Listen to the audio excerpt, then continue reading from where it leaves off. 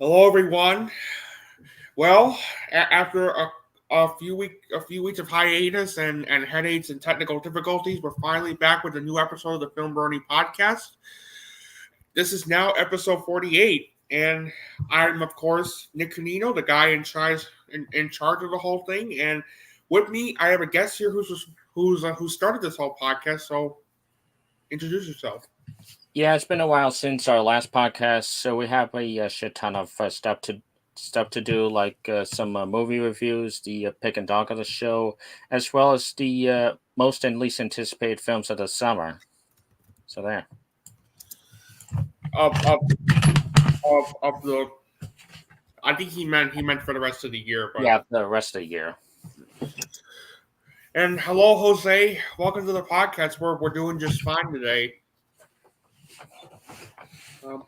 Anyway, we're gonna get on with our usual topics, which is the Blu-ray Showcase. Right. Yeah, I have The Adventures of Robin Hood, the Errol Flynn classic. That is a classic. Aquila and the Bee. This Alfred Hitchcock collection, Notorious, Rebecca, and Spellbound. Amadeus. One of my all-time favorite movies. American Fiction. One of the best movies I saw last year, hands down. Big and Mrs. Doubtfire. Both great films. The Book Thief. Cat on a Hot Tin Roof. That's a classic. Cats Don't Dance, hands down the better of Mark Dindo's animated film starring a cat. Yeah, really. Charade. Driving Miss Daisy. Henry V. Great film, in my opinion. Last Tango in Paris. Monkey Man. Monty Python's Life of Brian and the Meaning of Life. Mr. Popper's Penguins. Notes on a Scandal. Pawn's Sacrifice. Pirates in an Adventure with Scientists. If you're wondering why I got the UK version, it's so that I could get the real title. Right there. I'm sorry. I have a Red Planet 2010 and Contact. Small Soldiers. Sob. Walk Hard and You Don't Mess with a Zohan. War and Peace, the Russian version. What We Do in the Shadows. And The Wife. Nice. And to answer your question, Rocky, by the way, welcome to the podcast. I really like Beetlejuice a lot. Not one of my favorite Tim Burton movies, but it is a really entertaining one. And hello, Melvin Fan 2004. Thank you very much. Yeah, this is my new room from now on. Anyway, I got a few Blu-rays with me today. It's not a lot, but I do have it with me. First up, Deadpool. That's a good movie right there. One of my favorite movies of 2017, Logan. That's my favorite, number one. And then I have I have two new films that came out this year that I thought I would show on this podcast. The Bike Riders. That's a good movie. It is. And then one of my favorites of this year so far, Furiosa, a Mad Max saga. Another good one. Mm-hmm. And thank you, Jose. We nice. We will talk about Beetlejuice on when we eventually get to that film. Not the next podcast, but the next one after that. So be on the lookout for that. Anyhow, anywho, let's get to the midsummer movie reviews. We have a lot to talk about in terms of movie reviews, but thank you guys for the compliment with my new room. It's just, yeah, I love my new room. So yeah. Anyway, let's get on with our movie reviews. First, we have Kinds of Kindness, and after the major success of Poor Things, I was hoping Yorgos Lanthimos would recapture the success with this anthology. I will say the stories are fascinating, one following Jesse Plemons trying to win back his boss after his life falls apart, another following another Jesse Plemons character who goes insane after his wife Emma Stone reappears, only to act strangely, and the last one following another Emma Stone character and her efforts to please a cult she's in, and they're all held by their respective actors given their roles they're all, with the standouts being Plemons and Stone. But the problem I have with this movie is the runtime. The movie is 2 hours 44, and there are times where you can definitely feel its pacing, especially in the third story. If it were up to me, I'd probably cut down 5 to 10 minutes off the first story, same for the second story, and about 10 to 15 minutes off the third. Honestly, I'm not surprised this movie bombed because while I definitely see Yorgos' weird creativity, it seems like he bit more than he can chew. And no, it's not because of what happens in the second story. Overall, I'll give Kinds of Kindness a seal accuracy. I like this movie overall, but I have to admit that this is probably my least favorite of Yorgos Lanthimos' movies. That's not to say the film is bad though. There were a lot of things I really liked. The story, the story in the first two segments was nicely structured and highly engaging. His Lanthimos' directing was great. The acting was absolutely terrific. With as Søren pointed out, the standouts being Emma Stone and Jesse Plemons. But I also love Willem Dafoe in the film too. He was fantastic. He also gave such a fantastic performance. It has a killer soundtrack, terrific cinematography. My favorite of the segments is the death of RMF. And I did enjoy RMF's flying, although I'll talk about the one thing I didn't like about that segment in my negatives. And there were some good amounts of black comedy sprinkled into the mix. Okay, so the reason why it's my least favorite. Now let's talk about why it's my least favorite of Yorgos Lanthimos' movies. While it had well-written dialogue, I did think the screenplay could have used some improvement on some of the side characters, as well as the way it's trying to explore its themes of love, affection, validation, obsession, religion, and companionship. And I agree with Soren that the film was the film was really too long. Like they could have just cut down 10 to 15 minutes of the film, and since it's filled with some segments that just go on and on and on, which really did take me out of the film in some parts, and that's another reason why RMF eats a sandwich was my least favorite segment of the three. Not just because of its pacing issues, but because of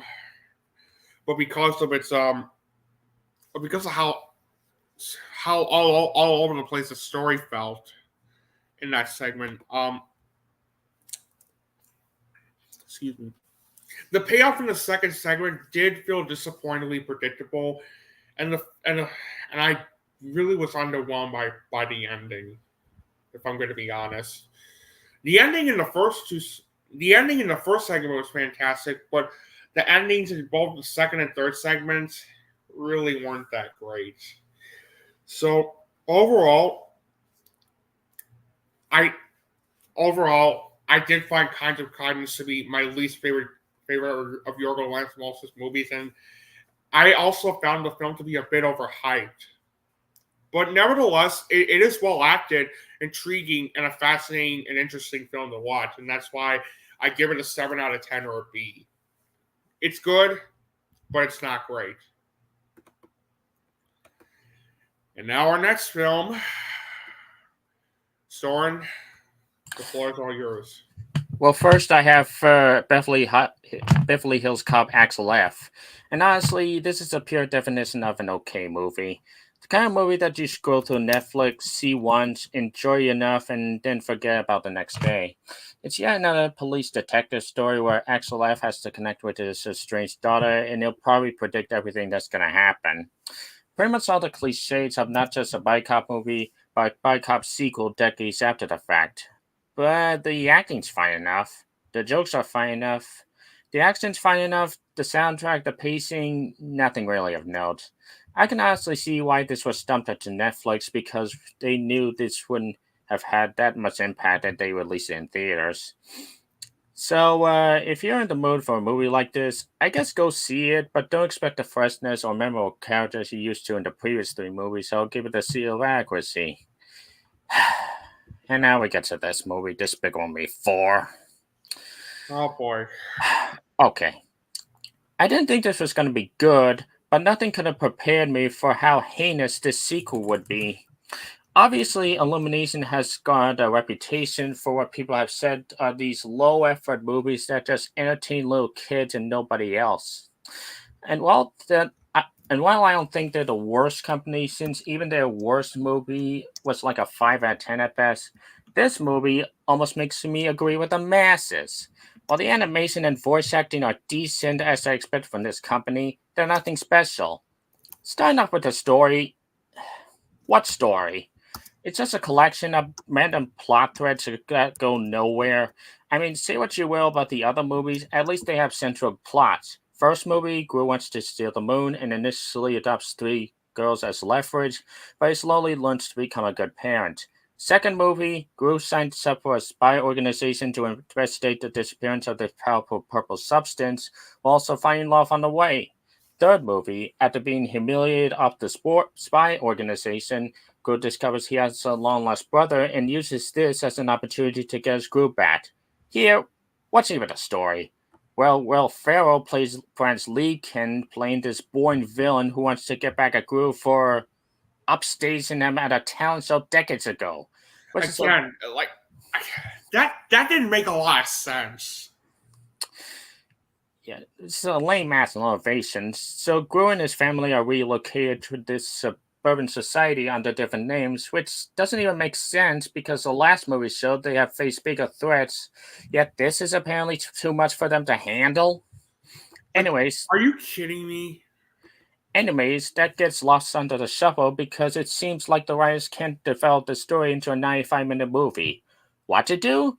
Fill up the runtime with more subplots than the average soap opera.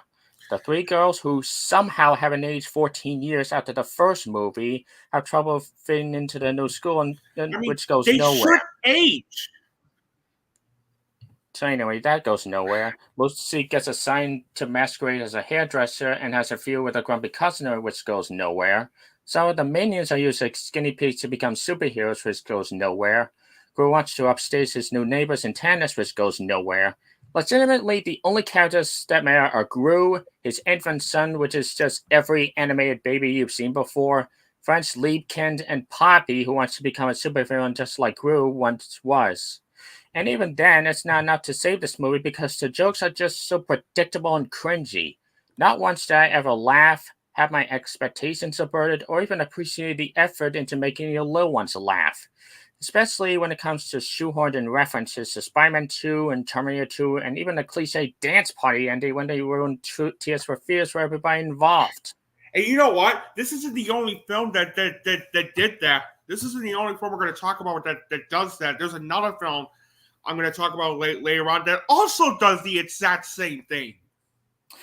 Overall, while this didn't quite top Boss Baby 2, because that would go to another animated film we'll get to later, but it's hands down Illumination's worst movie as it encapsulates everything people have claimed this entire studio to be. Cheap, bland, generic, cringy, pandering, and for lack of a better term, despicable. This is officially the first movie since Manweb to earn the seal of rage. And Illumination, you better hope that Mario sequel improves on the problems I have with the first movie, but because right now, you're hanging by a thread. Okay, well, Okay, well, here's what I'll say about the film. I didn't think it was like the worst animated film of the year as you think it is, Soren, but as you think it is so far, Soren, but it was really, it was not a good movie at all. In fact, in fact, Despicable Me 4 is probably a bit worse than the last one. Yeah, I said it. I mean, to be fair, the film did have good animation, and most of the voice acting, was very good, including from Steve Carell, who was excellent as always as Gru, and Kristen Wiig, Miranda Cosgrove, Steve Colbert, Steve Coogan, and also gave us some very good vocal performances. And there were a few jokes that admittedly did make me laugh and chuckle, or chuckle, but otherwise, oh boy, this movie. The story was an unfocused mess, especially since it's filled with subplots that go absolutely nowhere whatsoever. The writing was absolutely atrocious, especially due to its dialogue feeling like something that was written on autopilot. The directing was a muddled mess.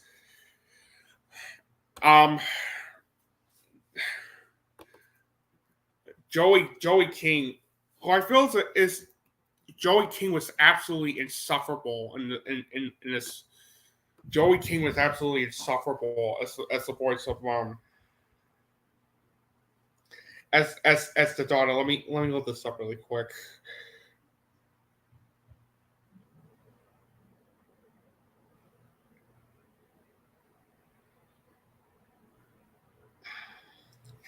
Poppy Prescott. There we go. I mean, no disrespect to Joey King. I know she's a talented actress, but I found her absolutely insufferable as Poppy, especially with that stupid line like where she says I don't trust boomers. Like, what? Will Ferrell was absolutely insufferable as the villain. Sofia Vergara was horribly wasted as Valentina since she's not given that much to do. And once again, Pierre Coffin was once again insufferable voicing the minions. Like again, this is why I cannot stand the minions. It's just them shouting, "Da, da, da, da!" Like, oh my god. Like, enough. I even annoyed the hell out of myself by doing that. I'm not gonna lie. The soundtrack was obnoxious. The pacing was all over the place. It's filled with cliches that you've seen in other animated films before. 92% of jokes felt juvenile and idiotic, especially in this one pathetic scene where we see where we see this pet goat like poop on the floor, like, as well as a fucking piss joke because Gru's baby son it's like pissing. It's like pissing all over the building. Pee is so funky.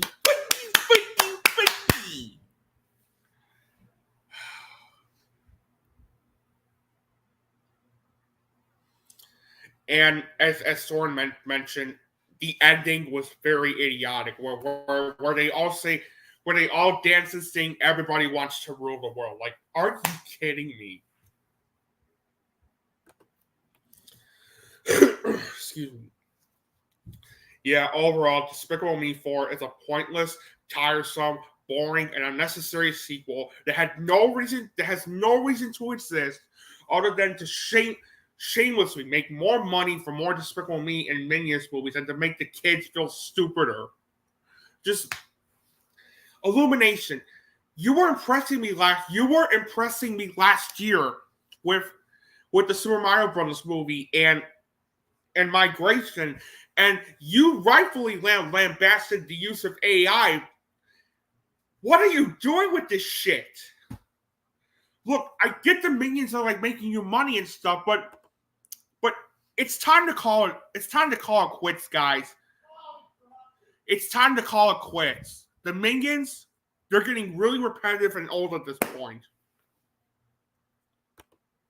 Oh, son of a bitch. Really? Yeah, 3 out of 10 or a D plus. It's not the worst. It's not the worst animated film I've seen this year so far, but boy, was this a chore to sit through. My next film I'm going to talk about is MaXXXine. It's the final film of the X trilogy, and I actually think I actually thought it was a really solid way to end the trilogy. Now, okay. I thought it was a really solid way to end the trilogy. It was well directed by Ty West. His screenplay was also very good due to how well written the dialogue felt, how three-dimensional the characters felt, and how it does a very good job exploring its themes on sex, opportunity, religion, and the dark side of Hollywood from the 1980s. The acting was brilliant. Mia Goth once again steals was fantastic as MaXXXine, while Kevin Bacon also stole the entire show as the sleazy detective. It's got an excellent soundtrack, terrific cinematography, brilliant editing, excellent production values and costume design, disturbing yet effective and powerful kills, excellent use of practical effects, terrific sound design, and a very good ending. Now, if you've been following me for some time, you would know that I loved X and Pearl. Now you would expect me to put MaXXXine at the same level as those films, but unfortunately, that's not really the case because, admittedly, the story did feel unfocused with what's trying to cram in throughout its 100-minute runtime. Whether it wants to be a movie involving the film industry, or it wants to be a cop film, or a revenge film, a religious satire, a Hollywood satire, or a satanic panic satire. The pacing was a frantic mess, and admittedly, the mystery aspect of the film felt very predictable, especially when it came to who the Night Stalker was revealed to be. I'm not going to spoil it, but for those who saw it, you'll know who I'm talking about. But overall, I did like this movie overall. While it's not quite on the same level as X and Pearl, I nevertheless found MaXXXine to be a highly entertaining and intriguing addition to Ty West's X movie franchise, featuring a knockout performance by Mia Goth. If this is really the final film in the X trilogy, I have to say they really went out on a really solid note. So 8 out of 10 or a B plus. I really enjoyed this film.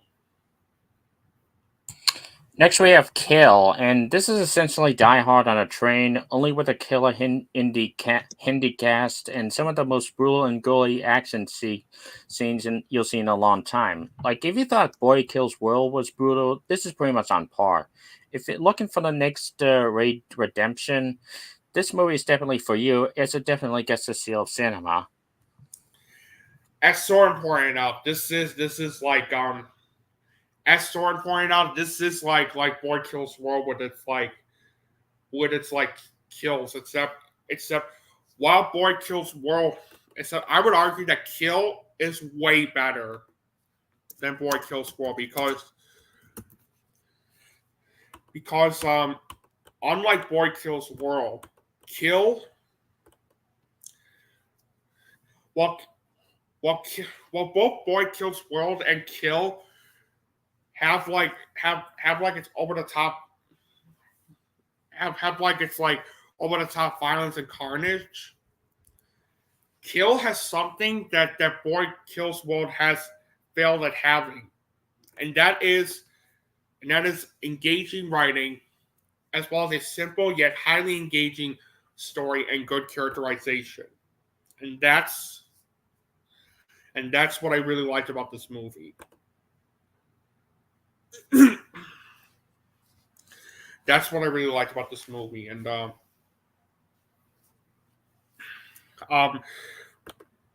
I will say this: the only issue I did have with the film is that I did feel the pacing was a wonky mess in like the first, the pacing was a wonky mess in the first like 15 minutes of the film, but that's really it. This is one of the better movies I've seen this year so far. The story felt highly engaging.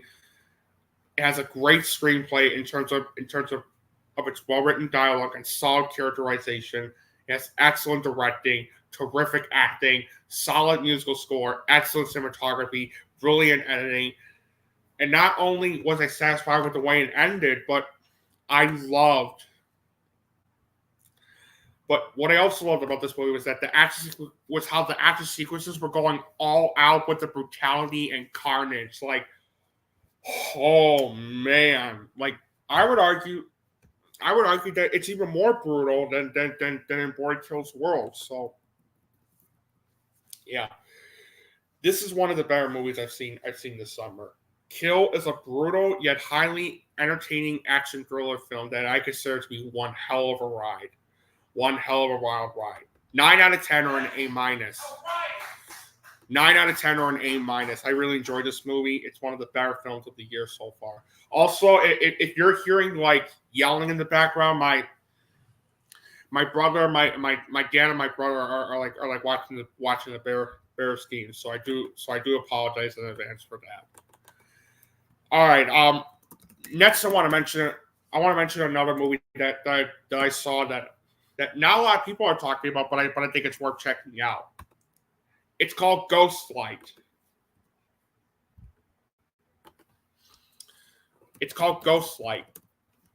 And Ghostlight is the story of a construction worker.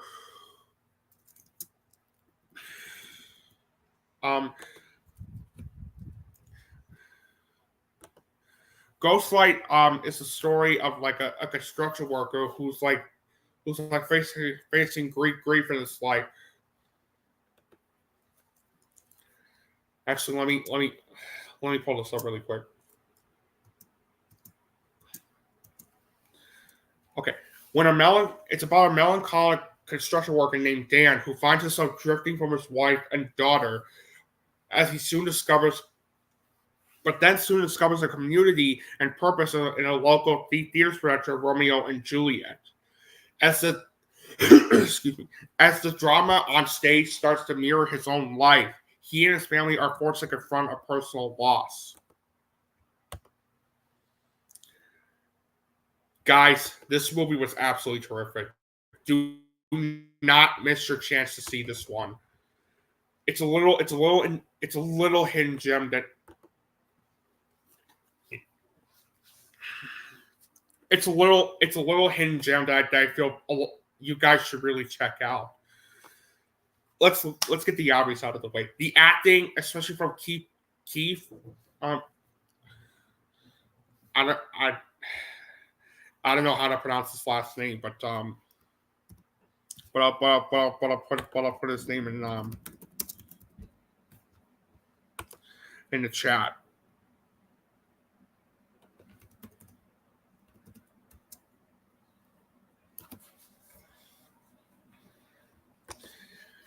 Yeah, he as well as Catherine Mullen, as well as Dolly D. Dion, was terrific. And what's interesting about Keith and Catherine is that in real life, both of them are like father and daughter. So it was really interesting to see like it was really fascinating to see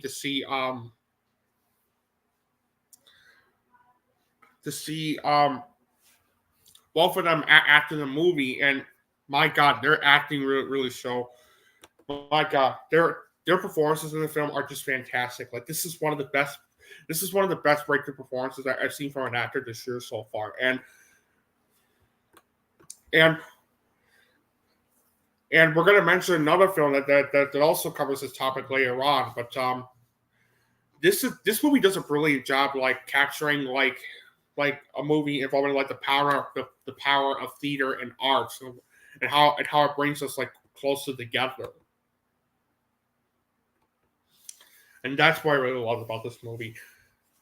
And not only was the acting terrific, but the story felt well structured and highly engaging. The writing was absolutely terrific, especially with how real and fleshed out the characters felt, how well written the dialogue felt, and how well executed the movie explored its themes of family, loss, art, and healing. It's well directed.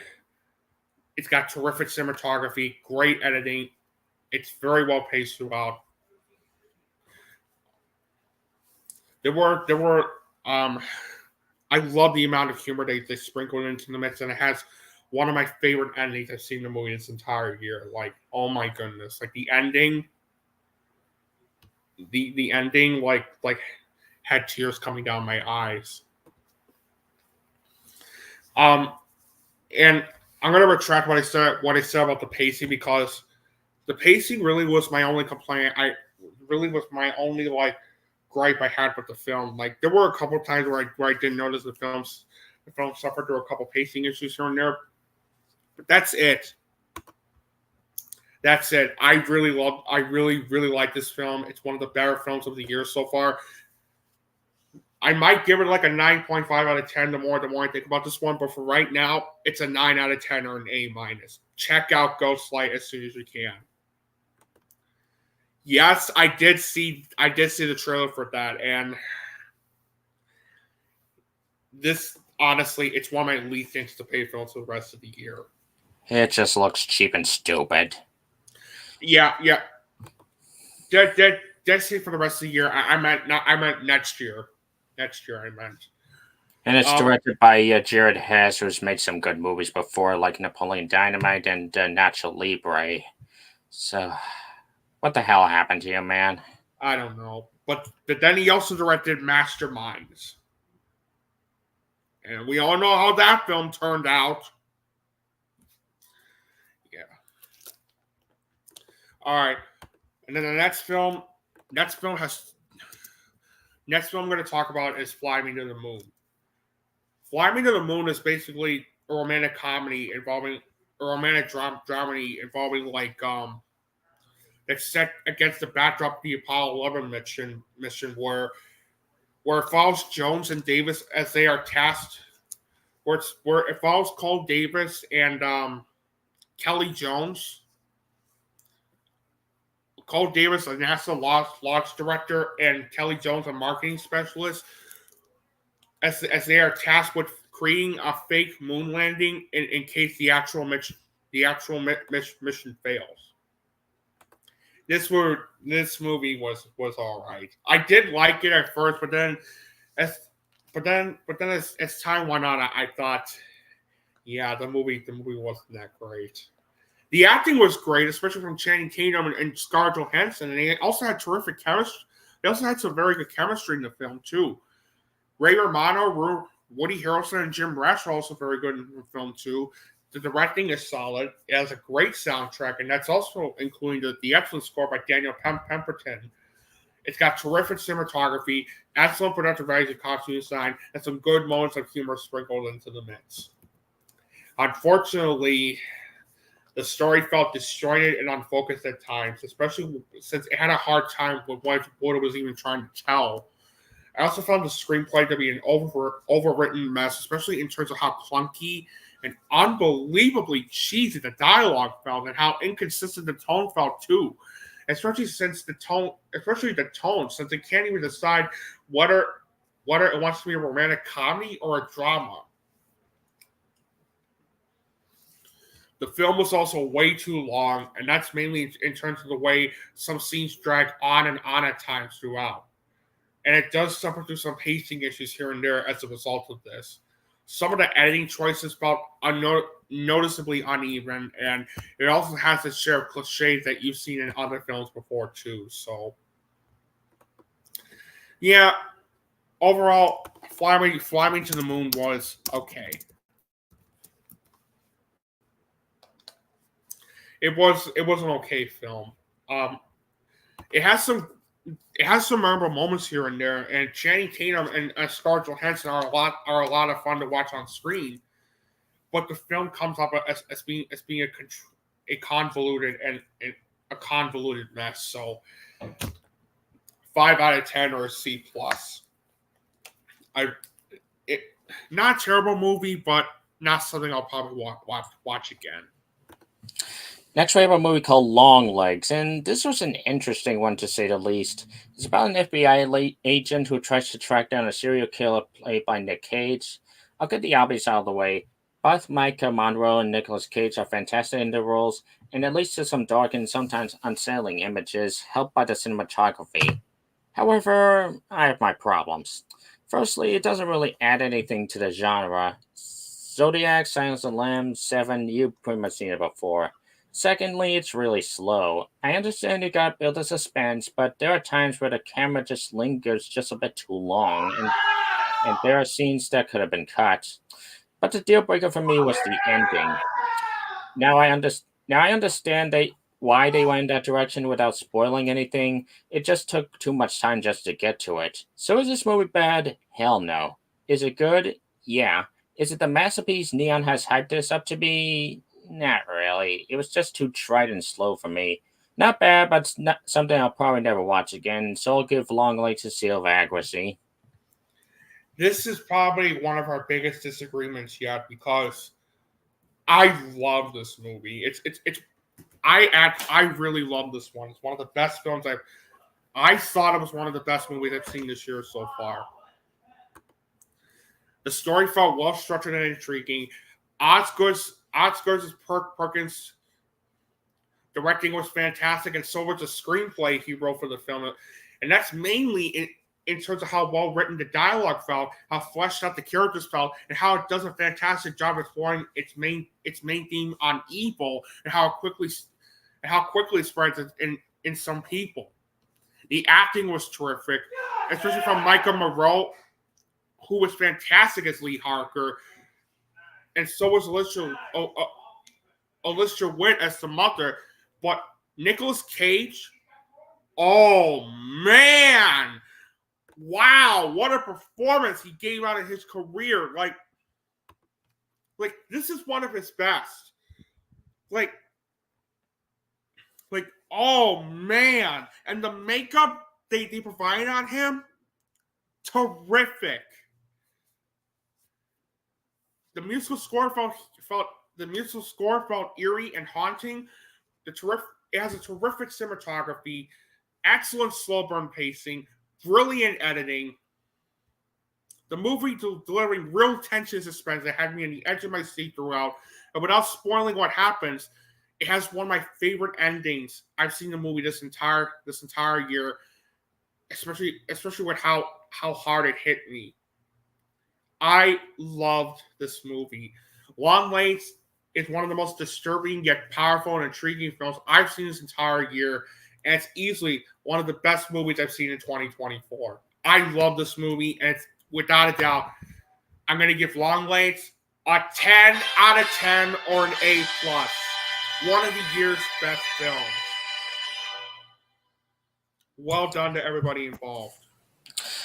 Now we're gonna get to Sing Sing, and the story about a group of inmates who find solace in a theater program is truly an immersive one.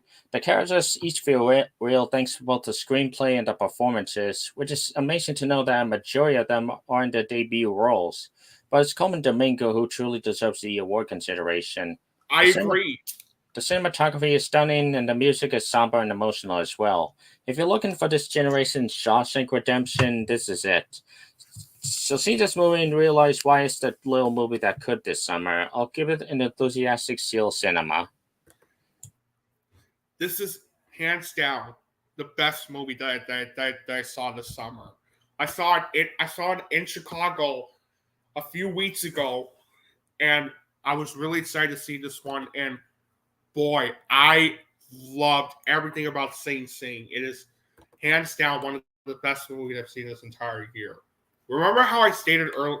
Remember when I said earlier that Ghostlight did a fantastic job exploring the power of art and theater, and how it brings everybody closer together. Well, I thought Sing Sing did a superior job. Well, I thought the way Sing Sing handled that was a bit superior. Was sorry. Well, I thought Sing Sing handled that theme more. Let me rephrase what I just said. Remember when I said earlier that Ghostlight did a fantastic job exploring its theme on the power of art as well as theater and how it brings everybody closer together? Well, I thought Sing Sing did that, but in a much superior way. Not only that, it also did a fantastic job with executing its themes on humanity and redemption. And that's really what makes the screenplay one of the best of this year, as well as the directing. Not just in terms of how well written the dialogue felt, but how real and fleshed out the characters felt. It's expertly directed. The story felt highly engaging. The acting was terrific. Coleman Domingo gives out what I feel is the best performance of the year so far. He really deserves an Oscar nomination for this one. He was fantastic. And Clarence Maslin delivers what I consider to be one of the year's best one of the most groundbreaking breakthrough performances I've seen this entire year as himself. It has a brilliant musical score, terrific cinematography, brilliant editing, and terrific pacing. And I was also very surprised with how the movie had some good amounts of humor sprinkled into the mix. And I already mentioned the themes of humanity, redemption, and the power of art feeling well executed. And without spoiling what happens, without spoilers, it also has one of the best endings I've seen in a movie in 2024. I absolutely love Sing Sing. Sing Sing features Coleman Domingo's finest performance he's given out in his career, and it's compelling, heartfelt, riveting, and one of the year's best films. Yeah, you know I'm going to give this one too. It is, without a doubt, one of the year's best films, and I'm definitely going to give Sing Sing a 10 out of 10 or an A+. A very enthusiastic one at that. Well done to everybody involved. Well done. Now we have a movie called Touch, and this movie tries to be like past lives where an old man travels the world to try to reconnect with his Japanese lover from decades ago. However, this is nowhere near that level. Despite some decent shots, performances, and music, it's just another romantic drama just in a COVID setting. Then it's really slow and switches back and forth between the past and present, and it's just so boring. So not bad, but ultimately not for me. I'll give it a seal of accuracy. I'm going to be honest here. I'm going to be really honest here.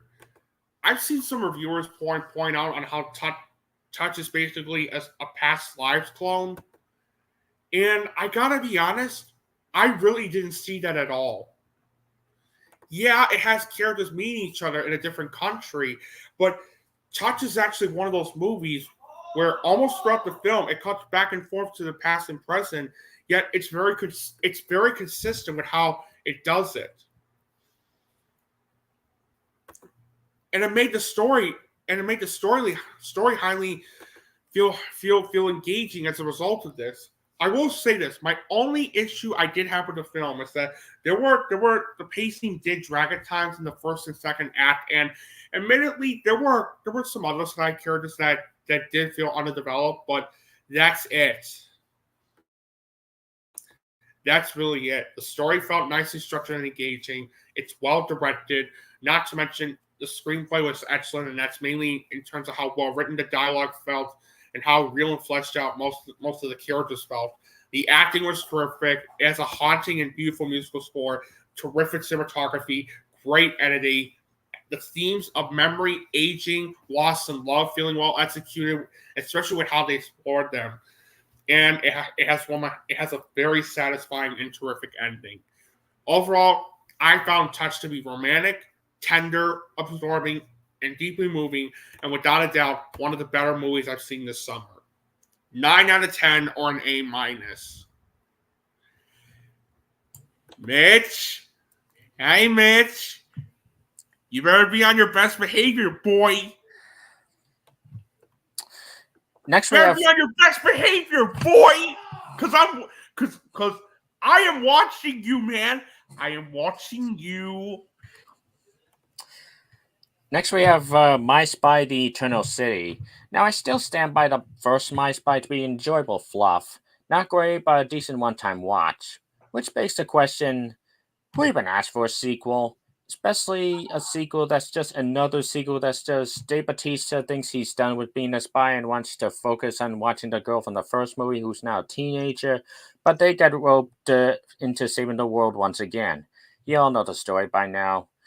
Despite some decent performances from him, Chloe Coleman, and Mabel Pines, as well as some good cinematography and action, this feels like they're just phoning it in. Ken Jeong's just playing himself. Again, the villain's really weak. They needlessly throw in that annoying gay couple from the first movie just for the hell of it, and the soundtracks can be really grating at times. The humor's hit and miss. There's some stupid and downright pointless moments here and there, and it just wasn't as fun as it's been before. I'll only recommend this to hardcore fans of the first one, and even then, you shouldn't expect the same quality. I'll give My Spy 2 the seal of mediocrity. Now we're gonna get to Twisters. Honestly, I was dreading this movie because, as you all know, long-awaited sequels can be hit and miss, especially when it comes to the disaster genre, but it's safe to say this was a hit. Unlike the first one, which had weak characters and effects that were good at the time but seem a bit dated today, this movie ups the effects, ups the tension, and especially ups the characters. While it may seem a bit familiar in terms of story and can be slow at times, this is nevertheless a fun ride to consider a damn summer blockbuster, and it gets the seal of approval. This is one of the better movies I've seen this year. I mean, like, this is one of those rare sequels where it managed to be even better than the first. I mean, when you have a writer as well as a director that knows what they're doing, and they make the characters and the humor and emotions feel real.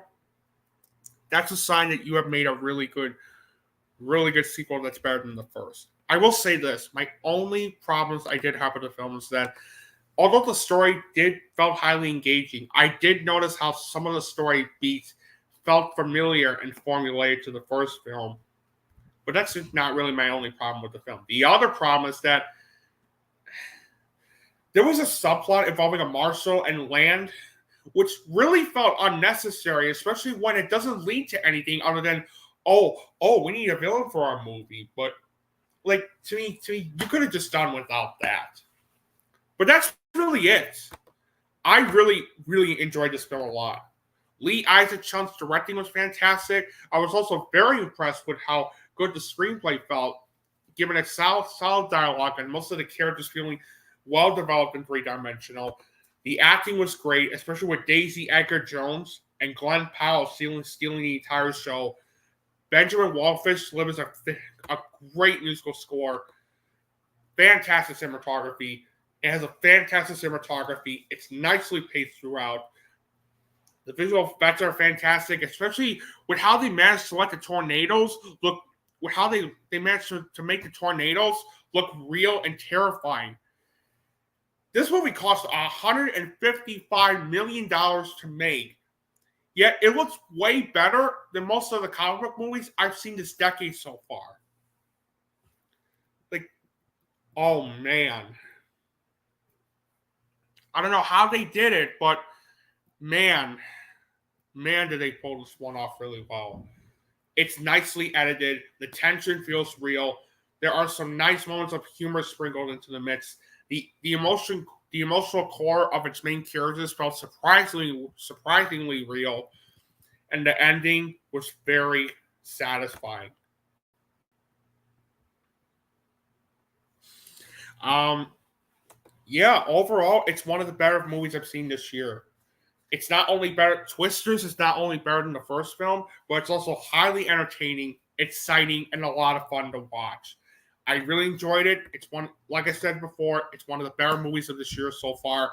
9 out of 10 or an A minus.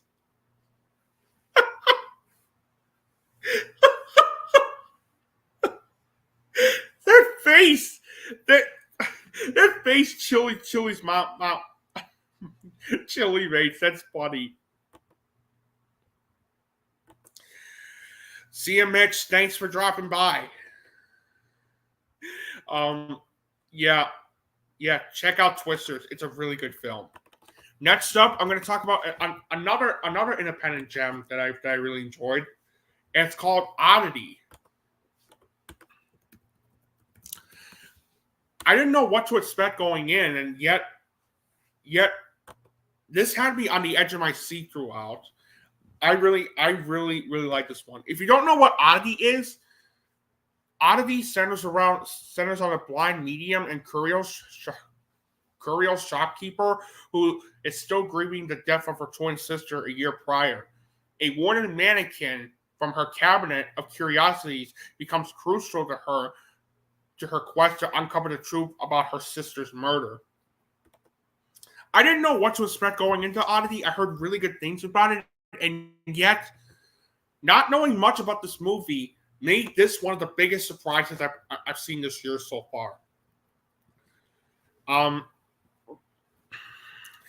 Yeah, I really enjoyed this one a lot.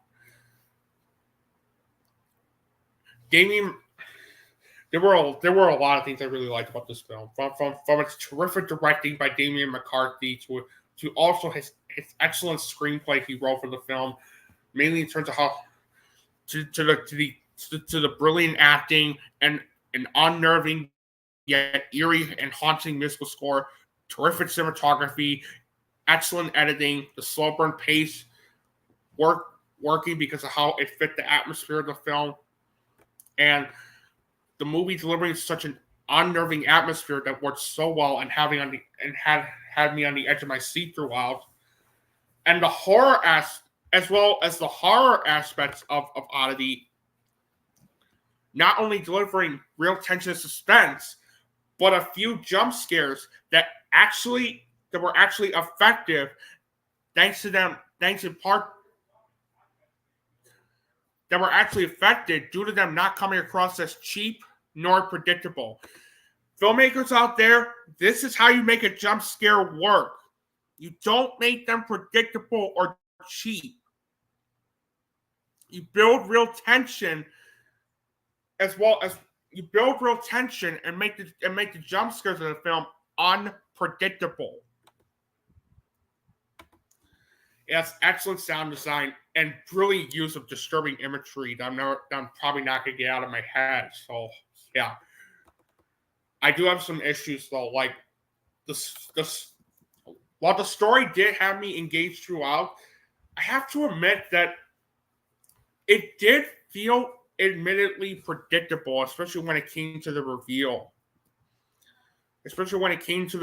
Like, towards the end of the film. And I have to admit, I was a little disappointed with the ending, especially when I thought it was going to end with a really suspenseful scene. All of a sudden, out of nowhere, a certain song plays in the background, which unfortunately deflated the last real tension was even trying to go for. I get why they did this, but it felt really out of place in my honest opinion.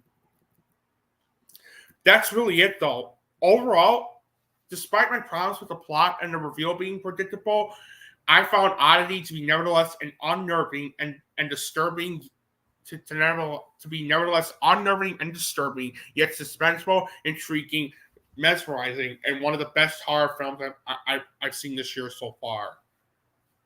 One of the best horror films of the year so far, 9 out of 10 or an A minus. I really enjoyed this one, and it's also one of the better movies of the summer. Check it out. Next up is Deadpool and Wolverine. And for the only theatrical outing in the MCU, this was a ton of fun. It delivers the same tongue-in-cheek humor and action you've come to expect from Deadpool, and at this point, as well as the emotion that goes with it. For those disappointed that Doctor Strange 2 wasn't its cameo permitted extravaganza, this movie uses its gambit to its full potential, with more characters than you could have possibly imagined. However, it's not without its faults. For instance, there's a couple plot contrivances here and there. Some of the action can be a bit much shaky cam, and holy crap, these effects. Like, you thought Furiosa's CG was bad? You ain't seen nothing yet.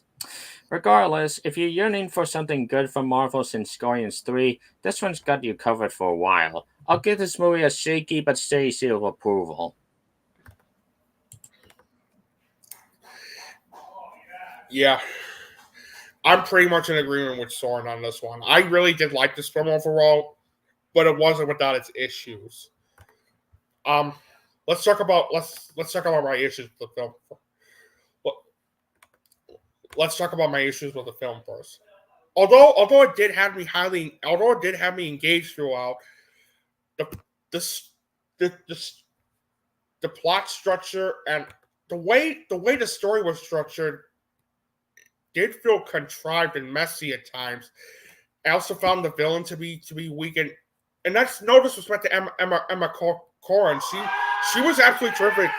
She was great in the film. She was great in the film. She was very good.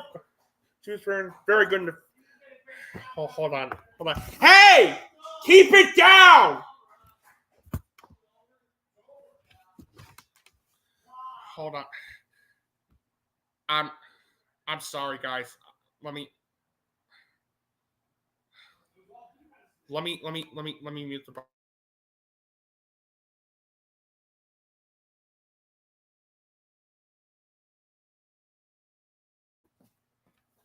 I'm sorry. I'm sorry. I'm sorry. Sorry about that.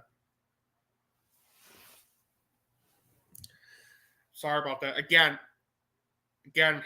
this is what happens when football season comes around. So,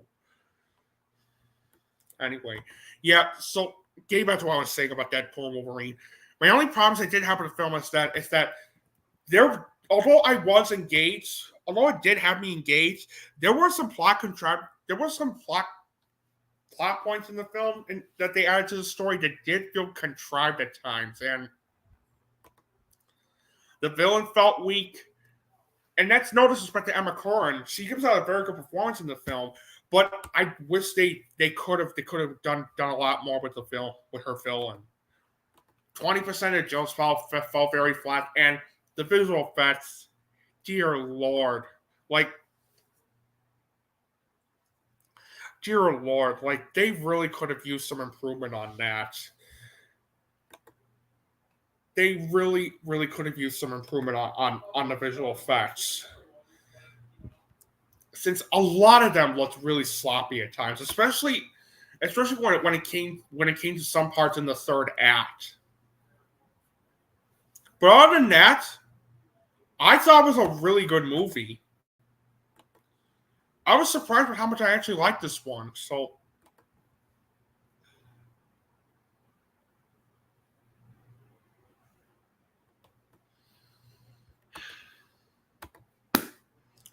I really wish you stop saying it. I really wish you stopped saying it if these are bad or worse than Madam Web, because I'm honestly starting to get a bit tired of it. I'm just saying. They're not as bad as Madam Web, no. But they could have done a lot more with the visual effects. So, anyway. But that's really it in terms of my flaws. The writing was very good, especially in terms of how well written the rapid fire dialogue felt, and how most of the characterization felt nicely written, especially when it came to the emotional weight and banter between the two main characters. Sean Levy's direction was also very good. The acting was terrific. Ryan Reynolds once again nails it as as Deadpool, while Hugh Jackman also does a brilliant job playing Wolverine once again, and their on-screen chemistry they had in the film was spot on. It has a fantastic soundtrack, great cinematography, solid editing. It's nicely paced throughout. 88% of the jokes landed very well, including this one brilliant jab at Disney that had me laughing so hard. I'm not gonna spoil what it is, but oh man, that was hysterical. The action sequences were brilliant, especially with the way they were shot, choreographed, directed, and edited. And unlike The Flash last year, where the fan service and cameos felt shoehorned in, the cameos and fan service in Deadpool and Wolverine served its purpose and are nicely handled. And the ending was also very satisfying. Overall, and a nice tribute to the Fox era of the superhero genre. Overall, while Deadpool and Wolverine isn't one of my favorite movies out in the MCU, overall, while Deadpool and Wolverine is not one of my favorite movies in the MCU, the film nevertheless features some brilliant performances and chemistry by Hugh Jackman and Ryan Reynolds. And not only is the film a lot of fun and highly entertaining, but also a nice send-off to the Fox and Marvel superhero films. I really enjoyed this one. 8 out of 10 or B+. And now we get to this movie. Yep, Harold and the Purple Crayon. Time to talk. No. I want to talk about this one first. Oh, sorry about that. It's fine. Folks, I just saw one of the worst comedies of the year. And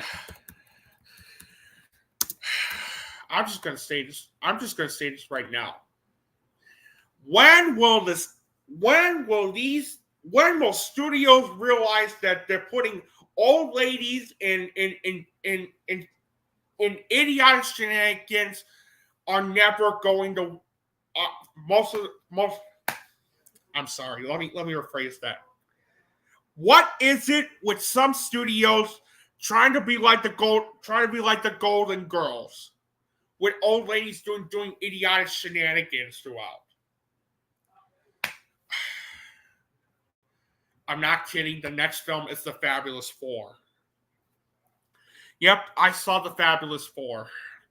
It stars Bette Midler, Susan Sarandon, Megan Mullally, and Cheryl Lee Ralph. And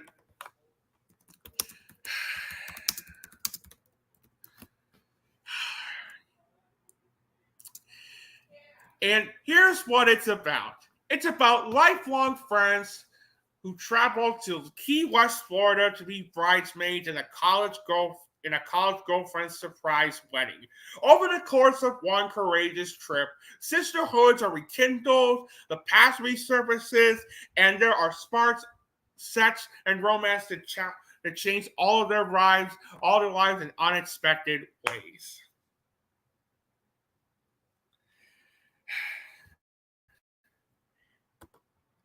And yeah, Thelma is a way better film. Did a way better job. Thank you. Folks, I was drained this one going in. When I saw the trailer for it, am I showing up at Ezra, I thought this was absolutely atrocious. What is it with some studios really trying to let these old what is it with some studios trying to catch in on oh my god.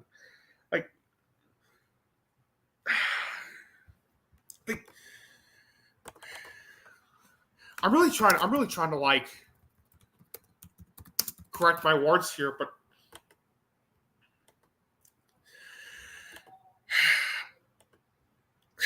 I'm really trying to say what I need to say about this, but oh my god,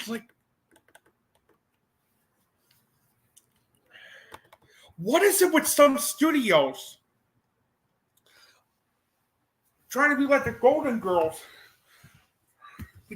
Did the studios behind us not even realize that the Golden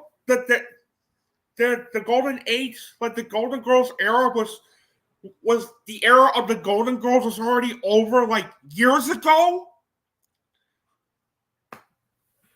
No matter how much you try to reinvent it, it's never going to work. Like old actresses try to stay relevant to today's generation by having them put in wacky shenanigans because they're going on vacation and stuff. Like, there's a reason why Thelma did a way better job. It had characters that felt real and well developed. The story actually feeling highly engaging, and they knew when to execute its timing and when to execute its timing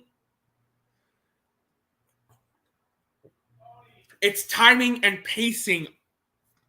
And God damn it, I'm really trying to think here. They knew when to execute its humor very, very well as well as the timing of it. There we go. And yeah, as John Wick All the Way alternate channel pointed out, it was much funnier. Oh wait, hold on. Except what if I were to tell you that the Fabulous Four makes Book Club and 80 for Brady look like Steel Magnolias? Yeah, it's that bad. The only redeeming thing in the Fabulous Four is Susan Sarandon. She was the only actress in the film that actually gave out a good performance, a solid performance, and her character was actually, although it's a bit cliche that she's the doctor in the film, she was actually the only character. Her name is Lou, by the way. She was actually the only character I actually felt sympathy for. Unlike these other little shits, which I'll mention in my negatives in a bit. Let's talk about everything I hated about this movie. Almost everything I hated about this movie. Not only did the story feel generic and idiotic, but the screenplay was absolutely atrocious. And that's thanks to these following things.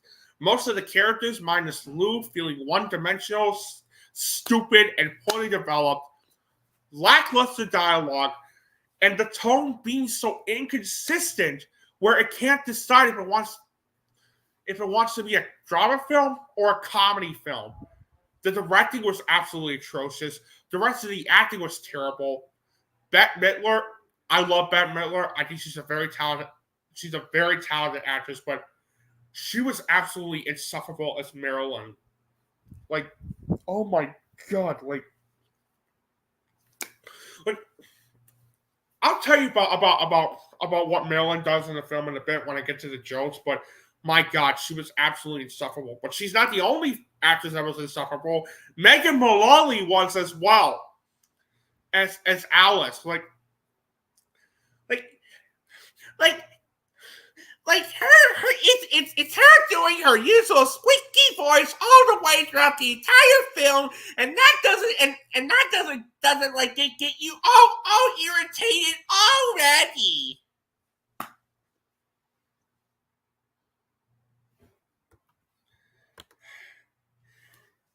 Just another squeaky voice she provides throughout. That's literally her whole character throughout the entire movie.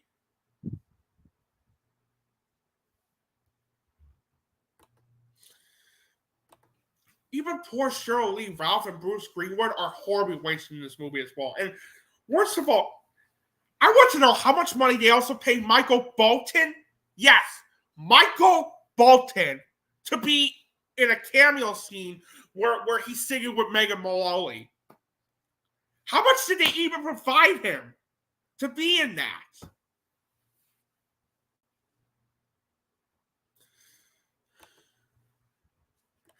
It has a lackluster soundtrack. The cinematography looks like something out of a made-for-TV Lifetime film. I'm not kidding, by the way. The cinematography was absolutely atrocious, especially with like how it looks like something out of a made-for-TV Lifetime film. And it's terrible editing, awful pacing. The pacing was awful, especially since it was going on for like 3 hours in this 95-minute movie. It has this film of cliches that you've seen in other films before, and now let's talk about the jokes of the film. I did not laugh once throughout the entire film. And that's not only how idiotic and juvenile, extremely idiotic and juvenile all the jokes about, but there's this one idiotic running gag throughout the entire film where because the old ladies are trying to stay relevant because Marilyn, played by Bette Midler, is trying to stay relevant in this new generation. Let's have a subplot where Marilyn is all of a sudden obsessed with TikTok. I'm not kidding. There's a subplot in the film where Marilyn is all obsessed with like TikTok. She's like brain craze obsessed with being famous on TikTok.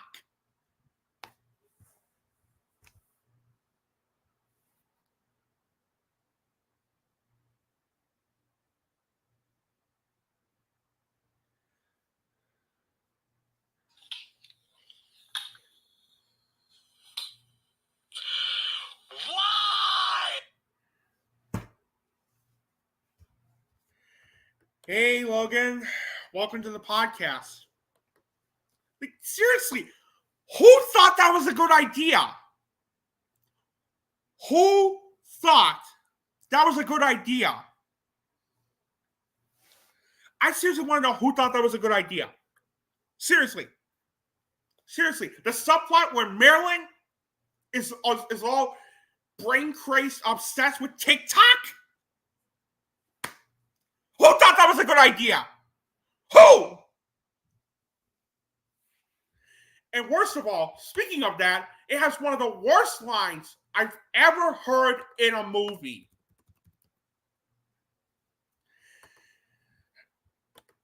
And it's when...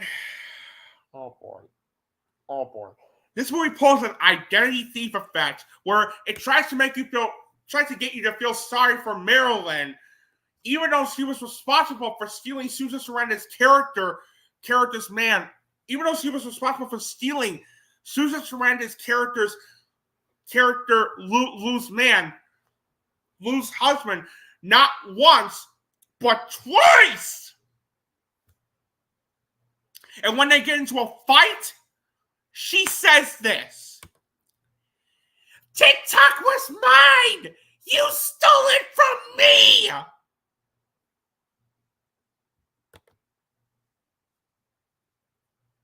Let me repeat that one more time. She says, as they were fighting, TikTok is mine. You stole it from me.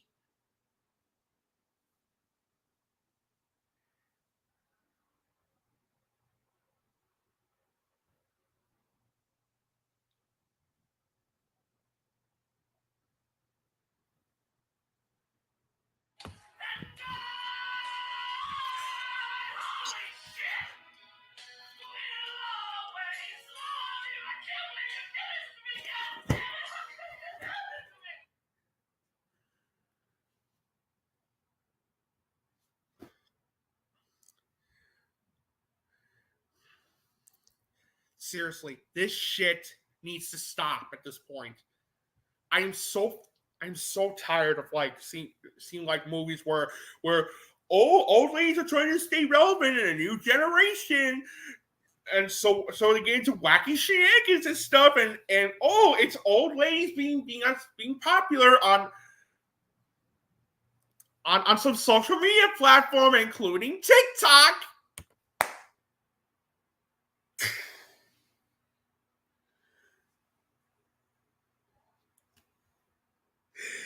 This movie literally destroyed my brain cells.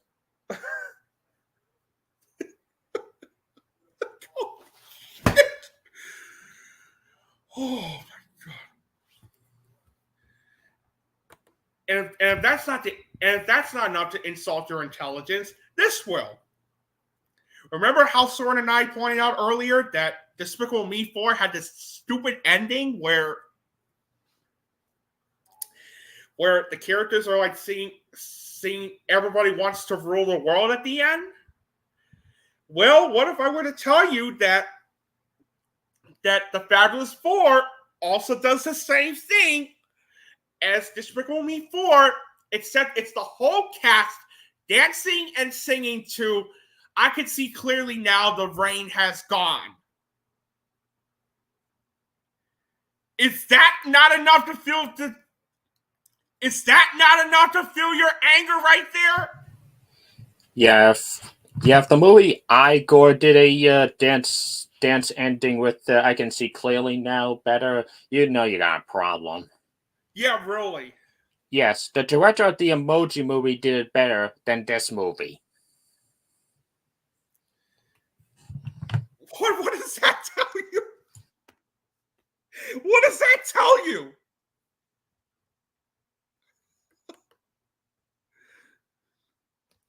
Yeah. Overall, there's no question about it. I hated this movie. This movie sucks major horse testicles. The Fabulous Four is one of the most generic, predictable, and embarrassingly idiotic movies I've seen this entire year. And it is easily on my list for one of the worst fucking movies I've seen in 2024. 1 out of 10 or D-. This movie sucks. And studios and Bleecker Street and to everybody involved. The Golden Girls era was over a long time ago. Move on. Move on from this shit. If you want to give if you want your old actresses to stay relevant in a new generation, you need to give them something different to work with. Please. No more of this shit. And if that wasn't bad enough, now I have to deal with 2 back-to-back kids movies, which are among 2 of the worst movies I've ever seen in my life. First off is Harold and the Purple Crayon. Oh my god. You know, I'm starting to think Disney and Warner Brothers had better 100th anniversaries last year, because outside of Ghostbusters Frozen Empire, they have released dud after dud. And this may not have topped Madam Web as their worst movie of the year, but it came pretty damn close. Outside the animation bits at the beginning and end being okay-ish, there's almost nothing redeeming about it. First off, the story is just Barbie again. A fictional character gets curious about the outside world, so they travel to the real world where they meet this mother and child duo and their lives change forever. I wouldn't mind so much, except there's just so much shit that makes no sense. Firstly, if Harold is just a drawn-in universe, why the hell does he age into the annoying man-child that's just Zachary Levi trying to be Shazam again? And if he stays human when he enters our world, why do the moves in Porcupine turn into humans played by an annoying Lil Howery and an obnoxious Tanya Reynolds? It doesn't make any goddamn sense. Why is Jermaine Clement in this movie to be a last-minute twist villain? Why do the moves in Porcupine randomly turn back into animals? If the reason why Harold and his friends came into our world is to try to find the author who mysteriously disappeared, why does it take until now for them to realize this when the real author died back in the mid-70s? Why does Zoe Deschanel's role in this movie make her role in The Happening look dignified? Why do the effects look like total dog shit? Why does this feel more like an early 2000s cartoon to live action adaptation than a movie from the mid-2020s? If this movie was in production back in 2022, why did it take Sony this long to realize they needed to release this thing? How did Carlos Saldana,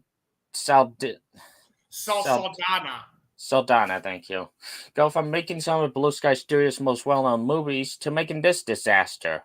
Regardless of what the answers to these questions are, this was hot trash from start to finish, and it seems like even Sony knows that since this was dropped online not even a month after its theatrical release. because this is supposed to be forgotten and buried yesterday, and it gets an easy silver age. The only redeeming thing I found in this movie was the animation in the opening and towards the end of the film. That's it. And that also angers me as well. For those of you making excuses saying that, oh, it's just a kids' movie, guys. Lay off of this. It's not made for you. Stop. I said this many times before. I said this before a couple podcasts ago, like many podcasts ago, and I'm going to say it again. It doesn't matter if it's a kids' movie. It doesn't matter if your movie. It doesn't matter if your movie is made for kids because whether it's live action or animated, if a movie is bad, if a family movie is bad, then there's a good reason for that. This year we had Inside Out 2, and not only was it relatable for kids, but it was also relatable to adults as well. So quit giving us this bullshit excuse on saying that this movie's made for kids because then you are excusing because then you are like, oh, how should I put this? You are like, because then you're just like not taking the criticism with how bad it is.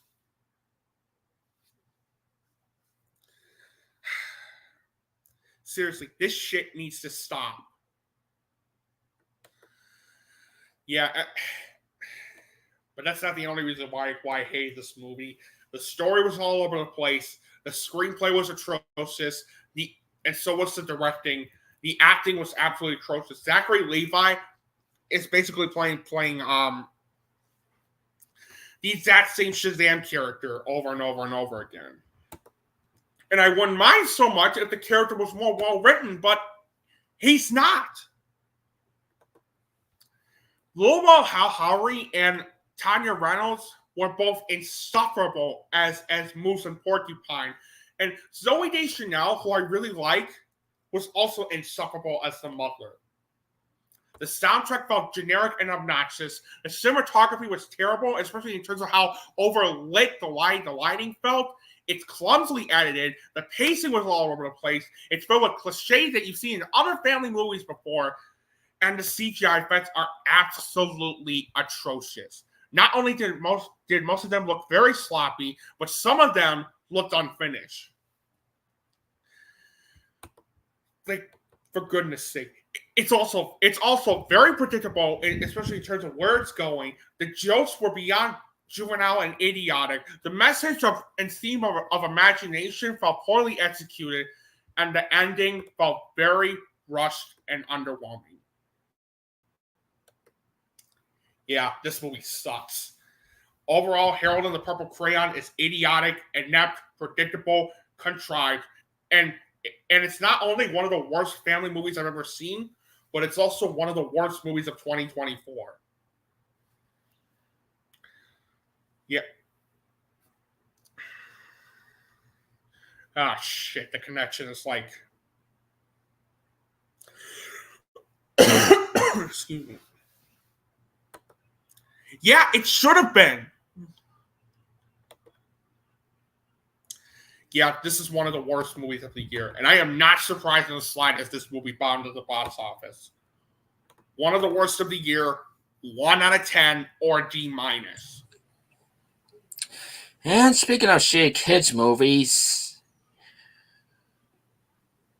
I'm gonna have a fucking aneurysm talking about this movie. Saber Bikini Bottom, the Sandy Cheeks movie. Oh, God. This movie is among the various SpongeBob spin-offs that Nickelodeon has been pumping out in recent years, and like those spin-offs, this is not only a pure example of spending as much attention as little attention and money as possible for the sake of revenue, but it's legitimately one of the most thoroughly hateful movies I've seen in a long time. Starting with the animation, which looks like the half-ass screensaver with the cheapest looking textures imaginable. Actually, I take it back. Even a screensaver looks more three-dimensional. And the various cartoony expressions they try to pull off sometimes look nightmarish in CG. Not to mention, the scenes where they integrate live action and animation makes the recent Tom and Jerry movie look like Roger Rabbit in comparison. Not once did I believe the animation on the critters, tornado, and the robot parts in the main villain shared the same space as the live action environment and characters. Especially in that one flashback scene where we see Wanda Sykes as a young kid, and instead of hiring a child, who at least looks like a young version of her, all they did was cheaply crop and paste the adult Wanda's head under the child's body like a live action remake of the Bobbleheads movie. I saw that scene, and no joke, this literally reminded me of when the Love Guru also did the same thing with Mike Myers. Next, let's talk about the characters who are either not worth mentioning, like most of the Bikini Bottom folk, cliched and weak, like the two assistants who are constantly abused by the main villain and surprise, end up betraying her and helping the main heroes, obnoxious and annoying like Sandy's entire family, or anything like what they did to Sorry. Or anything like what they did to SpongeBob. Like, this is not SpongeBob. This is a caricature of what people who hate SpongeBob think he is. It's like the writers keep confusing SpongeBob from Patrick from season 6. Speaking of the writers, the screenplay is just the worst. The story is that Wanda Sykes wants to clone the sea creatures into these air-breathable, markable toys, which not only is stupid, but isn't really that evil. I mean, say what you will about Boss Baby 2's villain, at least his plan is undeniably evil, as idiotic as his plan is. And Wanda wants to do this because she wants to cuddle with sea creatures in bed. That doesn't sound creepy for a family film at all. Did Nickelodeon think The Shape of Water was the family event of the year or something? But what really makes this such a torturous experience was the humor.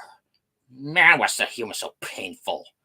Outside of one decent joke about zombie werewolves, the rest of this movie thinks it's this laugh-a-minute riot when all it is a slightly bigger budgeted magic voyage. This movie is so desperate to make the audience laugh, and each time it's cringier, more painful, and more anger-inducing than the last. Certain highlights include the musical numbers, which are nothing but big left alligator moments, SpongeBob mentioning all his streaming videos on demand, at least 2 bathroom jokes involving Patrick, Sandy out of nowhere turning out to be a flying squirrel with her arms flapping, ripping off Blazing Saddles with 2 beans jokes. Which makes no sense, given the fact that in the very first episode, Sandy was a land squirrel. Yeah, ripping off Blazing Saddles with 2 beans jokes, SpongeBob literally taking his brain out of his skull and splitting it in half, SpongeBob getting split into tiny multiples of himself from the Villain Science Project, only to get Deus Ex Machina back together, SpongeBob working so hard that his eyelashes get stuck together, prompting him to use them as a guitar in a pointless scene, Patrick saying, "Is mayonnaise a wire?" and a scene where SpongeBob literally comes across a pile of shit on the ground. I was about to mention that. Like, goodness, for fuck's sake, guys. For fuck's sake. Like, are you that obsessed with actual shit? Hey, Nickelodeon, Disney's Pinocchio remake did that joke better. Like, way better. And as a result of all this, literally half the movie is just filler. Hell, from around the 15-minute mark to around the 49-minute mark, nothing of substance happens. I'm not even kidding.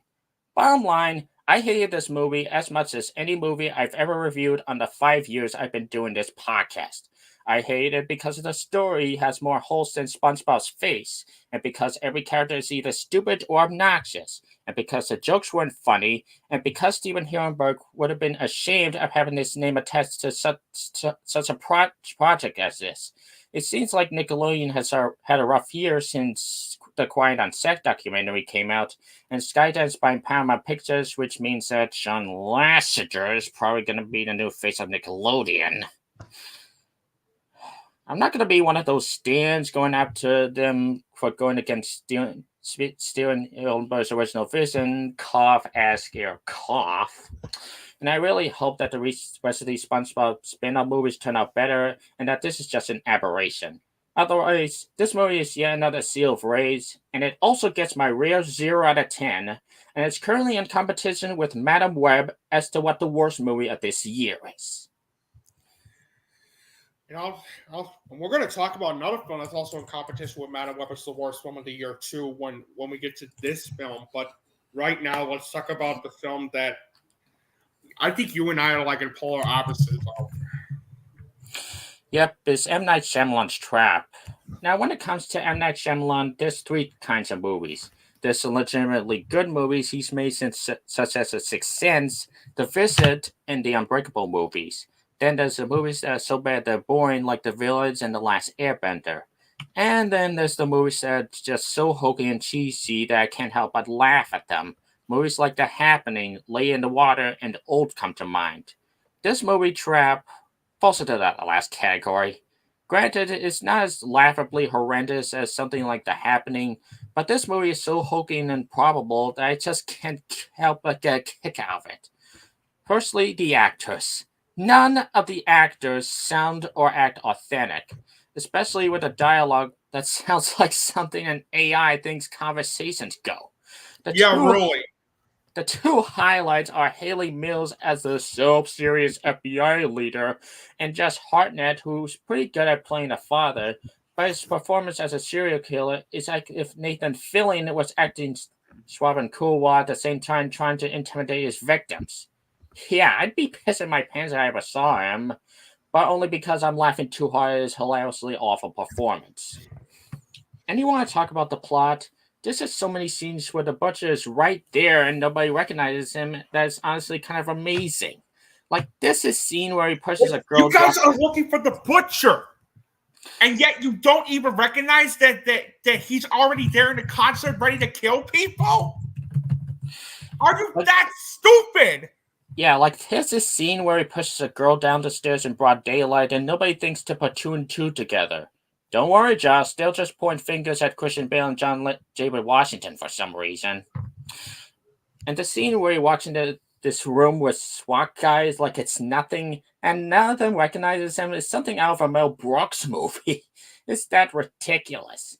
I would say more, but I don't want to spoil this experience. If you're in the mood for a movie that still feels like being a thriller that becomes a comedy, then this is the movie for you.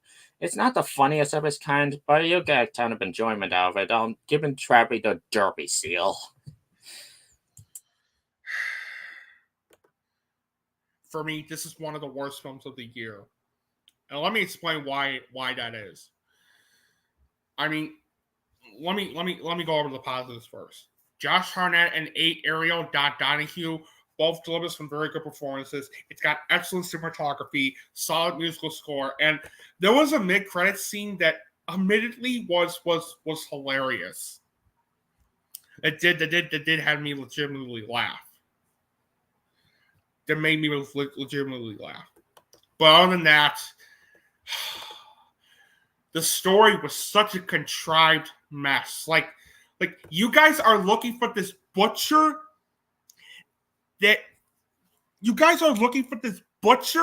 and yet you act so oblivious by not knowing that the butcher is right there killing people. Are you that fucking stupid?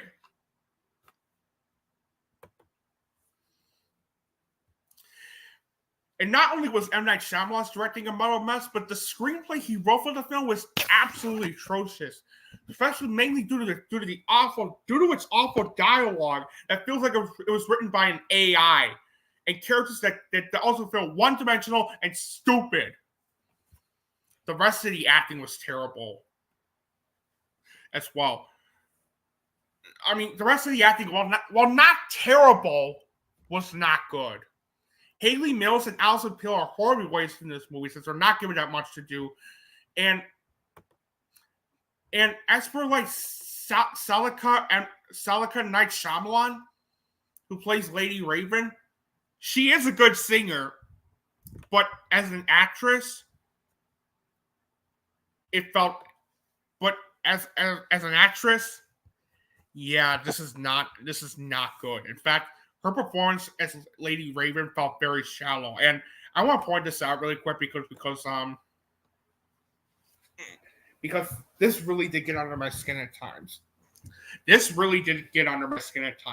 I rarely comment on this, but this is one of those rare movies where it's nepotism definitely reveals its ugly head, especially when you could tell it's basically M. Night inflating his daughter's ego by saying, Hey, look at my daughter Salika. Isn't she a great singer?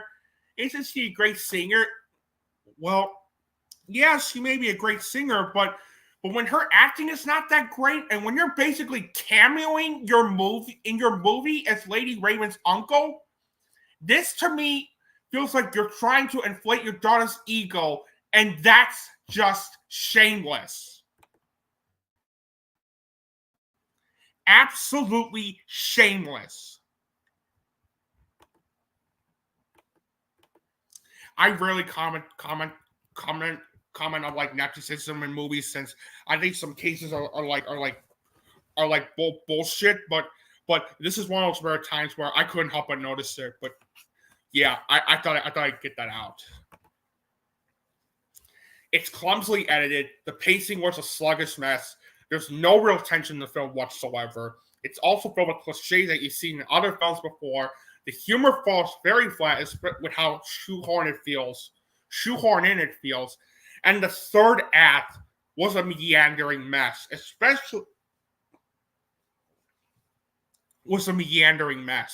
third act was such a meandering mess, especially when it came to not only its twist reveal, but its ending. Like, what a stupid twisted ending. Overall, I hated this movie. Trapped is one of the most contrived, boring, and meandering films I've seen this entire year, and it's on my list for one of the worst films of 2024. 2 out of 10 or a D. I hated this movie. Really hated this one. And before we sadly end this on a sour note, I do want to talk about the film that I didn't know what to expect. Okay. I want to talk about the film called It Ends With Us. Now, It Ends With Us is based on the 2016 novel of the same name. And basically, it's based on a 2016 novel of the same name starring Blake Lively as Lily Bloom, who moves to Boston to chase her lifelong dream of opening her own business, a chance meeting with charming and a chance meeting with charming neurosurgeon Ryle, played by Justin Baldoni, soon sparks an intense conversation. But as the two fall deeply in love, she begins to see sides of Ryle that remind her of her parents' relationship. When Lily's first love, Atlas, suddenly re-enters his life, her relationship with Ryle gets upended, leaving her with an impossible choice. I'm going to say this right off the bat. The movie was.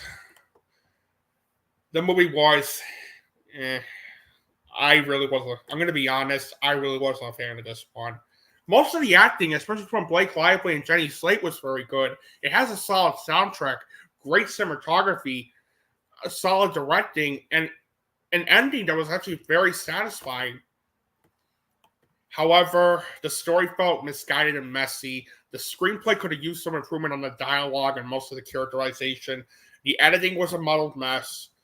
And while Justin Baldoni's directing was good, I cannot say the same with his performance as Ryle. It just felt so monotone and lifeless, if I'm going to be honest. And there's really no chemistry. And there's no chemistry between. Well, forget about the chemistry as the movie's focusing on something else. But that's besides the point. It suffers through some pacing issues here and there. Its main dark themes it's trying to go for the film felt rushed and underwhelming with how it was executed. It's filled with some tiresome cliches that you've seen in other romantic films before as well. Overall, it ends with us features a great performance by Blake Lively, and it has some memorable moments here and there. But unfortunately, the film felt cliched and underwhelmingly misguided. 4.5 out of 10 or a C. It's not a terrible film, but it's not something I'll ever watch again. And now we're going to get to Borderlands. This is a movie that people have called the cutthroat island of a generation, bombing harder than the average atomic war. Now, here's what I have to say. Is this movie bad? Undoubtedly. Pretty awful even. However, I didn't really see the indisputable disaster people like Nick over here have said it is, because at least this movie delivers some decent production design when they actually use real sets. Some of the action was a bit fun, and Kate Blanchett, Jamie Lee Curtis, Florian Montagne, and Kevin Hart seem to be trying with the material they're given, and I at least laughed at a couple jokes. But, and this is a big but, this movie's still terrible. The movie forgoes the M-rated material that made the video game so iconic and made it a generic Mad Max / Guardians of the Galaxy wannabe with a watered-down PG-13 rating. The pacing is really frantic. Which made no sense whatsoever. The pacing is really frantic, like it wants to get to point A to point B as quickly as possible. Kate Blanchett's narration is completely superfluous. The CGI ironically look more cartoony than the actual video game, and most of the humor is painful to sit through, especially when it came to two of the most annoying characters in all of cinema, Claptrap and Tiny Tina. Especially Claptrap. Which is sad that they're played by two good actors, Jack Black and Ariana Greenblatt, because the main problem with these two characters is that they never shut up. They never shut the fuck up, especially Claptrap. Honestly, Søren, I found Claptrap even more insufferable than Tiny Tina. Because, and there's a reason why. Because he's making these wisecracking jokes. And he is nothing but a comic relief character. He's not just a comic relief character for the sake of it. He's a stupid comic relief character for the sake of it. All the way to an 11 who never shuts the fuck up. Every time he opens his goddamn, every time he speaks a fucking line, I always want to say, every time he even speaks a fucking line, I can't help but think of this clip in my head. No, shut up! Shut the fuck up! You're right to take. Shut up! Will you shut up? Shut up! Shut up! Shut up! They always talk. They always whine. They always put themselves higher than the other characters. They always look for some excuse to annoy everyone around them so much that they honestly make Jar Jar Binks look tolerable. Yeah, so really. I'd rather listen to Jar Jar Binks than to this fucking piece of shit robot ever again. So overall, this movie is far from the worst, but it's certainly cheap, annoying, and derivative enough for it deserving bombing so hard that even the Coraline release made more money around that time. Didn't hate it as much as everyone else, but I still gave it a seal of disapproval. For me, this is battling Man of Web. It's the worst film of the year. And let me tell you why. I mean, when I saw Man of Web earlier this year, I didn't think... I thought that I had seen the worst movie of the year. I didn't think there would be any film that could possibly give it some competition until I saw this one. Until I saw Borderlands. And let me tell you the reason why it's battling Madam Web as the worst film of the year.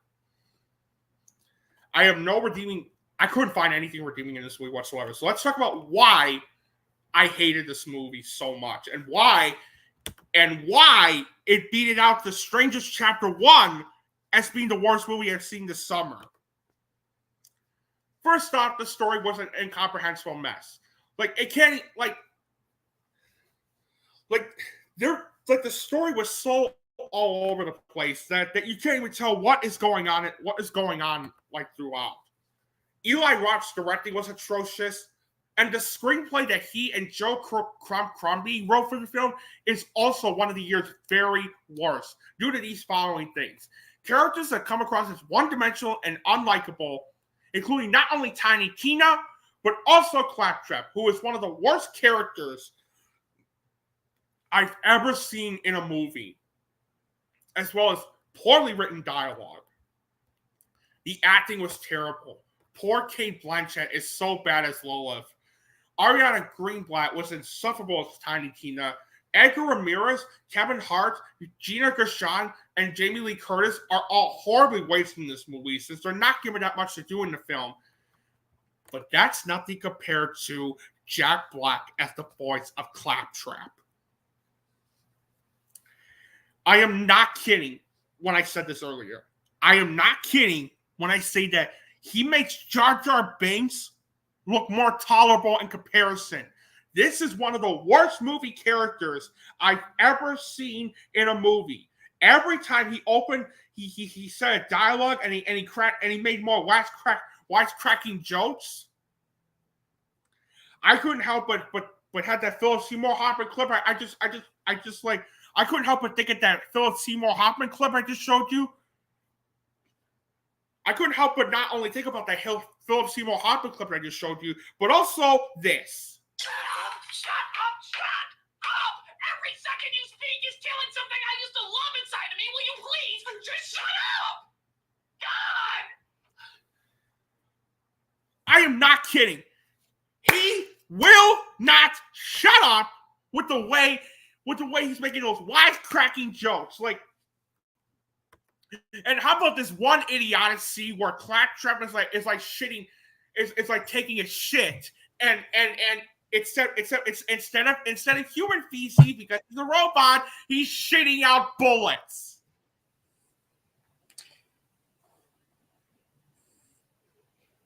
Maybe that's why the best scene was when Kevin Hart kicked him down the ladder.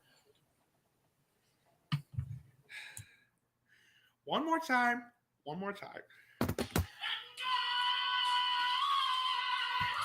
shit!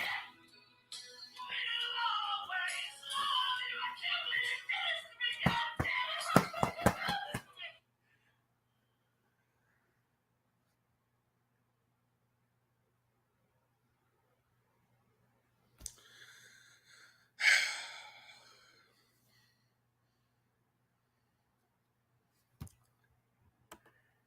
And yeah, you were great as Bowser last year.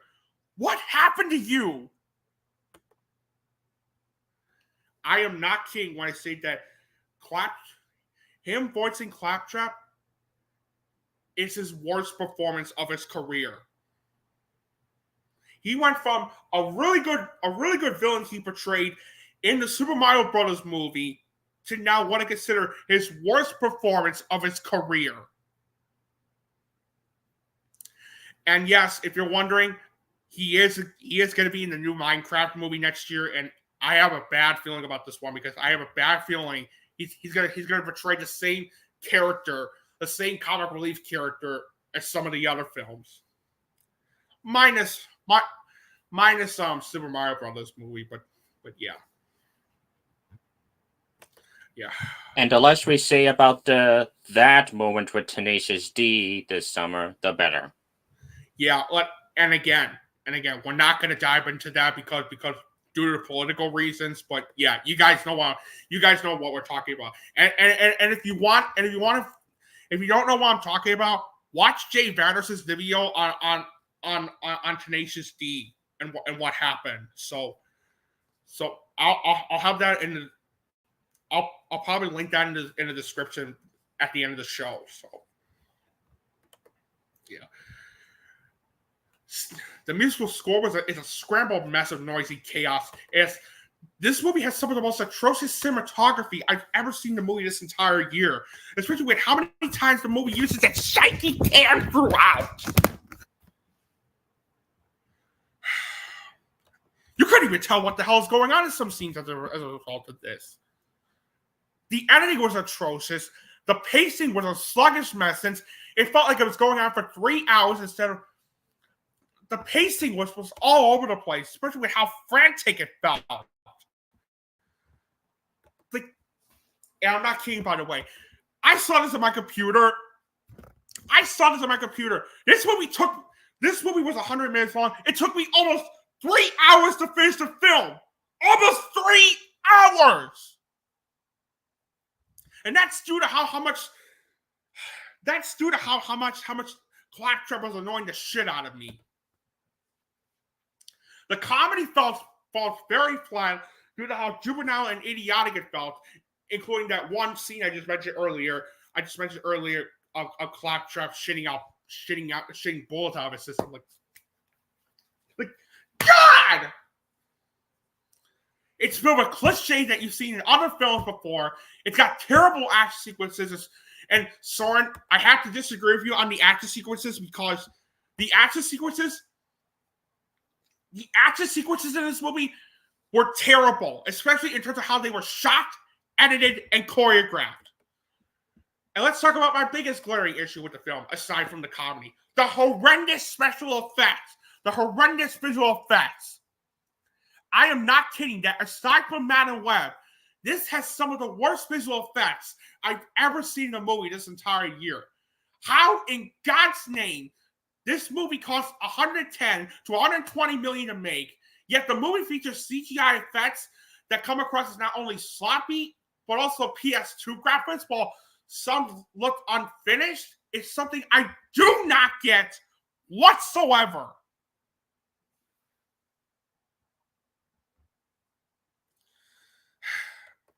And yes, the ending, as John Wick stated, the ending sucked. Especially with that one final moment where Claptrap is gonna make one last comedian joke. Like, hey, don't go. I want to make more jokes. I want to make more jokes with I want to stay here and make more jokes with you. You're not gonna leave the seat. Hold on. Hey, don't go. I want to stay here and make more jokes. You're not gonna leave. No, what are you doing?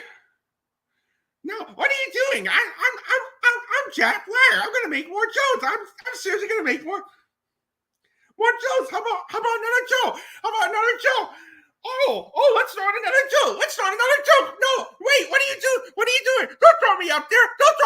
Oh, shut up. Yeah, to quote that idiot from The Strangers Chapter 1, give me one good reason to not pull the trigger on you. Except I'd actually pull the trigger, unlike that idiot. It is the easiest... You get the idea. Yeah.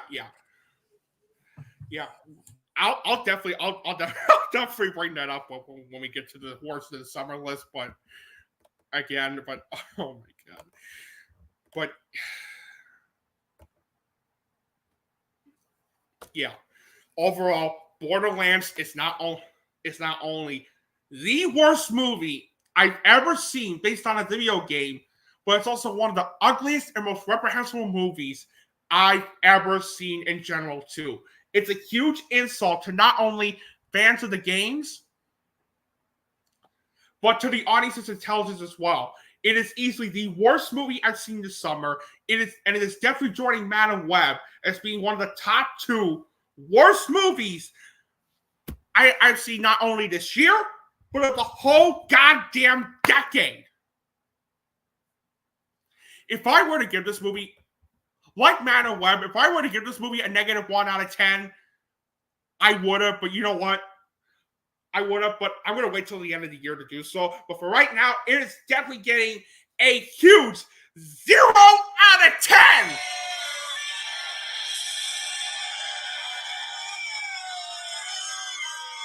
Boo! 0 out of 10 or an F. One of the worst movies I've seen this entire year, and one of the worst movies of the whole goddamn decade. One of the worst movies I've ever seen in my entire life. Fuck this movie.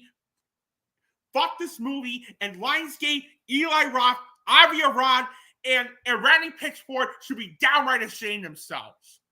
And for those saying that Eli Roth isn't to blame for this, he fucked over Craig Mason's vision he had for the film. So he deserves some of the blame too. This movie is an absolute disgrace. It is an absolute disgrace. It should have not been made. Let's just move on before I lose my goddamn mind.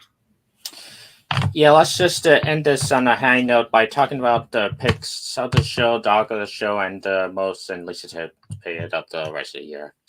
Now for the pick of the show, and I'm going to go with the drama from 1990 called Reversal of Fortune. That is a great film. Basically, it's based on the real case of Klaus von Bülow, as he's being accused of putting his wife in a coma, and he relies on a law professor to prove his supposed innocence.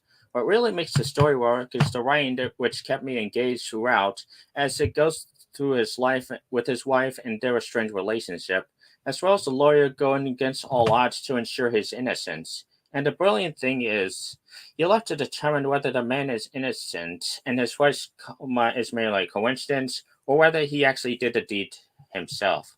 Then the performances are all stellar, from Glenn Close to Ron Silver to especially Jeremy Irons.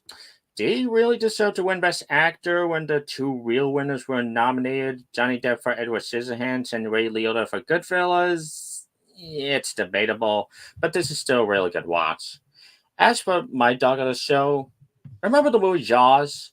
That movie that captivated the world back in 1975 and single-handedly jumpstarted the summer movie boom? Universal decided to capitalize it throughout the 70s and 80s with several sequels, none of which recaptured the original success. And thus, to coincide with the end of the summer movie season, my dog of the show is all the Jaws sequels. Now, what made the first movie so captivating isn't a shark itself. It was the human characters from Roy Scheider to Robert Shaw that kept us watching. So guess what makes these sequels fail? Yep, the characters. Outside Roy Scheider in the second movie, the characters are all flat and boring, and as a result, these sequels themselves became such a snooze. But while the second movie was nothing more than a boring retread, that movie is Jurassic Park compared to Jaws 3D and Jaws the Revenge. And if you thought the shark looked fake in the first two movies, in 3 and 4 they didn't even try. Especially in the third movie, where you're forced to look at these uncomfortable effects for way too long, probably because they were proud of what they'd look in 3D theaters. But since a copy I saw online didn't come with glasses or even have the 3D filter, these effects just look awkward. And you want to talk about the plot of the fourth movie? Brace yourself, because somebody was actually paid to write this fucking plot. So, after Roy Scheider died in between films because of the fear of a shark, in spite of him killing 2 sharks before with no problem, his wife out of nowhere becomes so paranoid about her son dying from a shark attack that she just assumed that shark waited all that time just to take his revenge against the Brody family, despite the second movie stating that sharks don't take things personally. Well, guess what? Guess the makers of the poster forgot about that, huh? Anyways, they go to vacation at the Bahamas, where she out of nowhere develops a psychic connection with this shark, which somehow follows them leaks across the ocean to ensure his revenge. What? Makes no sense whatsoever. Several scenes of boring drama and dream sequences later, we get to the climax where Michael Caine's get out of accepting his Oscar so he could react to the shark coming towards him like he just saw it start pee on the rug, and then swim over to a boat where his shirt magically dries. And then the shark out of nowhere roars like in that one Tom and Jerry cartoon before getting impaled by the boat, causing it to explode out of nowhere. Like it roars like a fucking lion. Sharks don't have vocal cords. before getting impaled by the boat, causing it to explode, causing a guy he previously ate to escape unscathed. Why did the shark explode even though Universal already had a perfectly fine ending where the impaled shark sinks to the bottom of the sea? I don't know, and I don't care. Point is, it's the last of these movies for good reason. And frankly, the first one should have been the last of these movies, as all these sequels are cheap cash grabs. So just when you thought it was safe to go back in the water, just realize it is. It's way better than sitting on your couch to watch these 3 disasters anytime soon.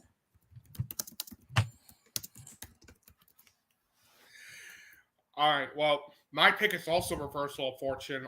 Jeremy Irons was absolutely brilliant in the film, and whether he did deserve to win over like Johnny Depp, Robert De Niro, or Ray Liotta is debatable, but he was absolutely terrific. Glenn Close was also brilliant in the film too, and yet everything that Søren described with Reversal of Fortune is why it's also my pick of the show. My dog of the show, however, I saw this I don't know how I came across this movie, but I remember Siskel and Ebert. I remember watching a Siskel and Ebert episode where they actually reviewed this movie, and Roger Ebert called this one of the most ungainly, unfunny, unpleasant movies he had ever seen in his life. And after seeing this movie, it is not hard to see why. The movie I'm talking about is Folks. Folks starts Tom Selleck and Don Amici, and it's basically about a selfish yuppie who takes in his parents after their house burns down. What could possibly go wrong? Absolutely everything. Like, I get the movie was trying to be like a dark comedy with like how like his, because there's this thing in the film where his father is where Tom Selleck's character's father, where John's father is like Harry is like suffering through like some type of like dementia or like Alzheimer's disease, and yet he is so oblivious to not even like know that his father is suffering through that it just makes him look like a complete idiot throughout. And speaking of John Aldridge, he is such an unlikable character throughout. Like not only is it revealed that he had 2 wives, but there's a subplot involving the FBI, like trying to like. There's a subplot involving John who works for the company, which has done illegal things, which apparently he does not know about. And guess what? That goes absolutely nowhere.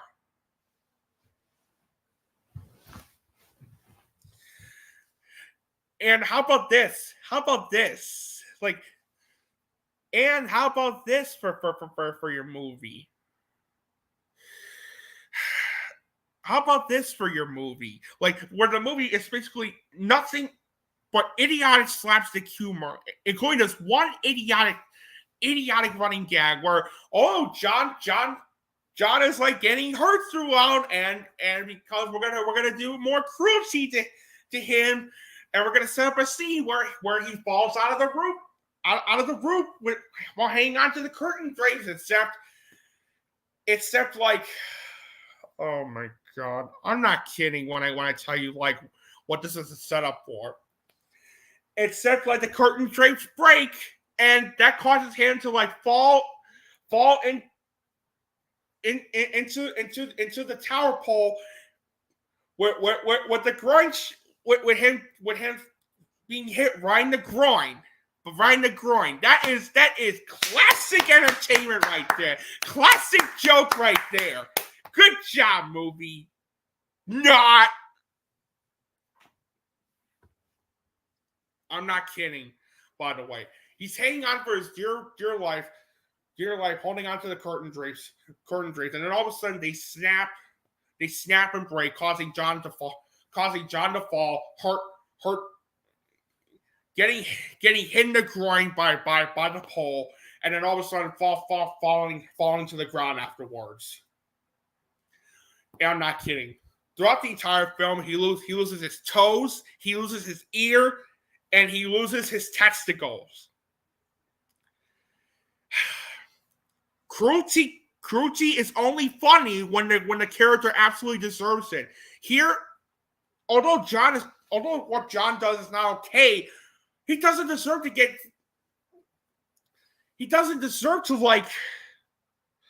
Although what John does in the film is not okay, the fact that the parents are even worse, and the fact that Arlene should have been the one. His sister Arlene, which, by the way, Arlene is absolutely insufferable in this movie. She is so obnoxious. She is like this throughout the entire movie. She is like this throughout. I am shaming John for being a terrible brother to me. Not only is she obnoxious, but she's a terrible mother with how she raises her kids. Like, especially when they're like drinking some type of beer can and then watching some type of horror film that they're not even old enough for, judging by the sounds of chainsaws and people screaming. And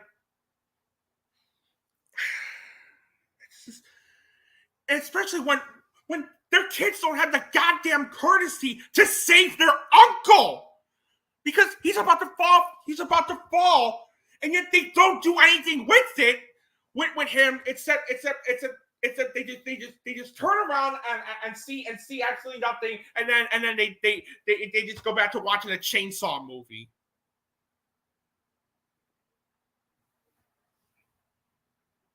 If that was my uncle, I would immediately get my ass off the TV and save his life.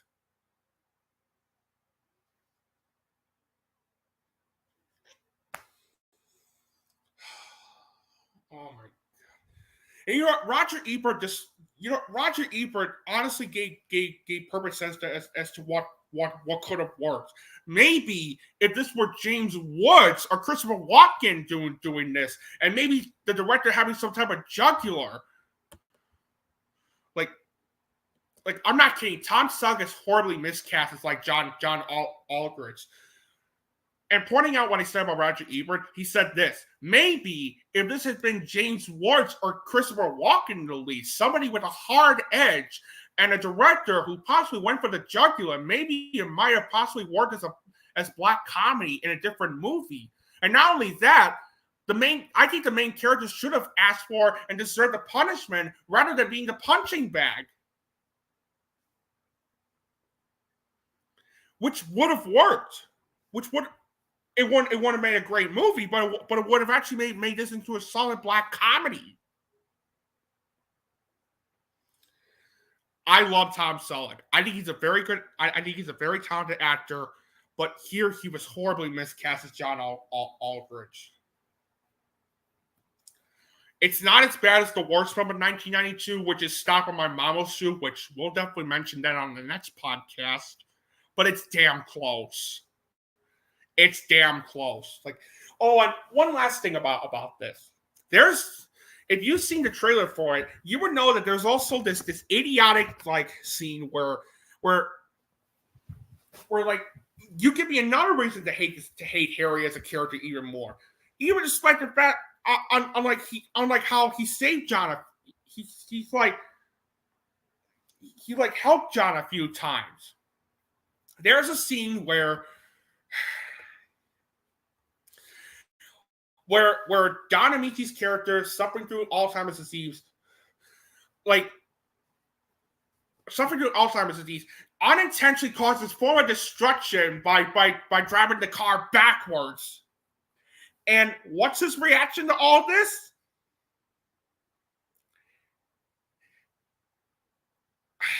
Well, judging by the space I'm about to show you, this proves how idiotic this is.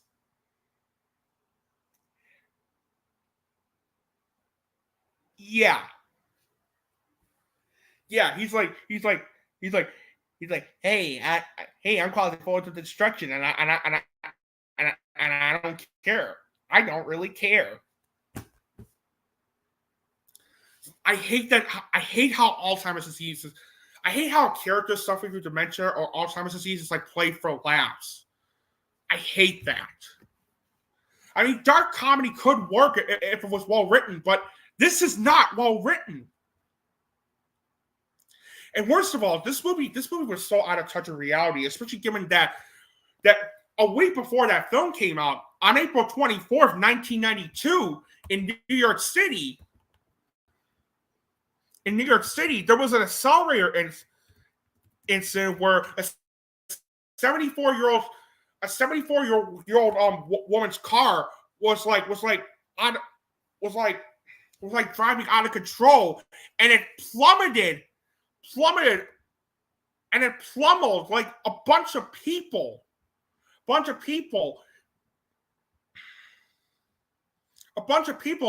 a park where 4 people were killed and 27 were injured. So that's not something you should probably joke about a week. That's not probably something you should probably joke about if a similar incident like this occurred a week before.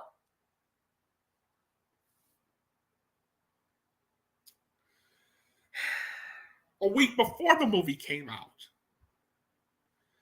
Also, this movie this movie is produced by Penta Pictures, which is a short-lived like American company of the Italian Penta film, and boy were they short-lived indeed, because not only was False a critical and commercial flop, but their next film, Man Trouble, with Jack Nicholson and Ellen Barkin, also flopped at the box office, and also critically as well.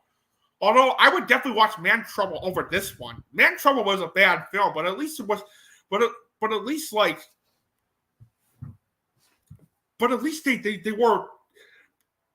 weren't this bad compared to this. At least they weren't this unwatchable compared to this one. Yeah, False is without a doubt the dog of the show. My dog of the show. It is one of the worst comedies I've ever seen in my life, and just absolutely dreadful. Nobody should even see this movie. Not even if you're a huge fan of Tom Selleck. It is not worth your time whatsoever.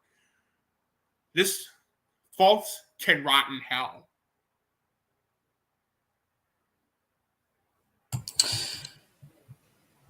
Now for our final topic, which is the least and most anticipated films of the fall. Now as for my dishonorable mentions, I have Apartment 7A, which is the straight-to-streaming prequel to Rosemary's Baby, which could go either way. White Bird, which has been delayed so many times it's got a lot to please me. Piece by Piece, which is the Pharrell Williams biopic using Lego pieces, because why the hell not? Hellboy the Crooked Man, which doesn't look much better than the last reboot. Red One, which looks like a stupid version of Father Christmas meets Jumanji. Oh God, that looks so atrocious. And the sequel, literally nobody asked for, Gladiator 2. Now, you're going to be seeing a trend here because in my bottom 5, except for my number 1, are animated movies, which, if you know me by now, when it comes to the medium, I have a high standard on.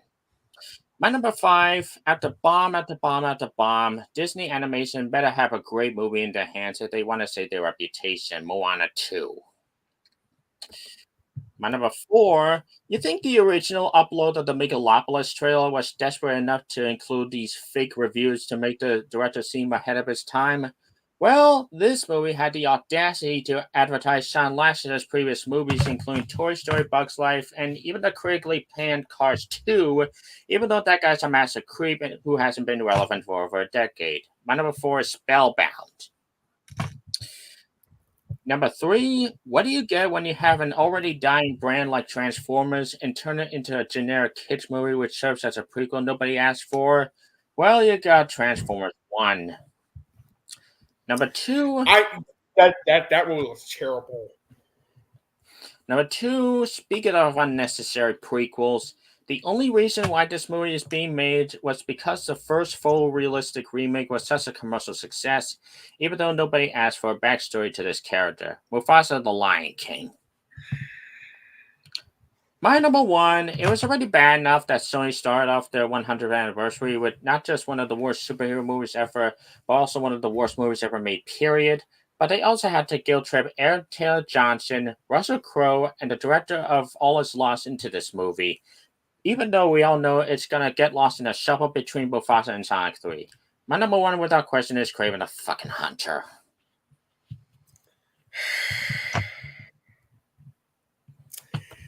I only have 5 movies that I'm not looking forward to seeing this fall. Number 5 is going to be a controversial pick, but I'm sorry, I'm not looking forward to Gladiator 2 at all. Now, I do like the fact that they're continuing the story and that it's going to be somebody else like getting the throne, but I don't know about this one. This looks so unnecessary, and I've already given up on Ridley Scott last year after not only did he release the very disappointing Napoleon, but after he kept inflating his fucking ego to like the high mountain to the point where it's just embarrassing. Maybe Gladiator 2 will surprise me, but I have very low expectations for this one. Yeah, that's why Gladiator 2 is my number 5. My number 4 is Transformers 1. My least anticipated film in September, without a doubt. Fuck you, Hasbro. Number 3, Red 1. Look. I do like the last 2 Jumanji movies, but this looks like shit. Number 2, Mufasa, The Lion King. I'm sorry, I don't care if you got Barry Jenkins, one of my favorite, who's the director of one of my all-time favorite movies, Moonlight, directing this movie. It still looks unnecessary as hell. It has no reason to exist other than the fact that the first film, that its successor, was a commercial success. And number 1, we have a tie between Venom: The Last Dance and Kraven the Hunter.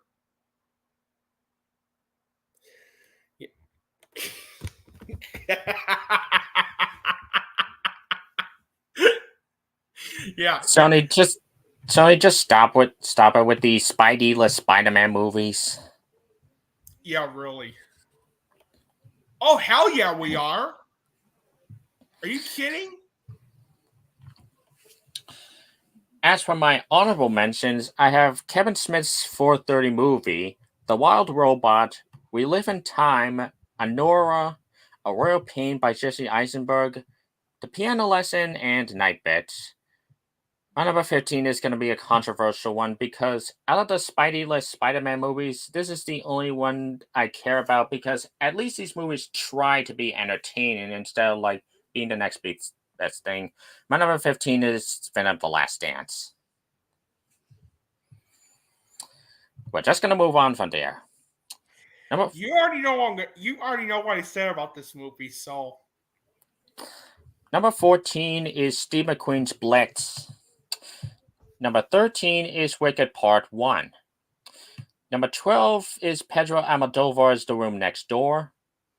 Number 11 is Conclave by the director of the All Quiet on the Western Front reboot.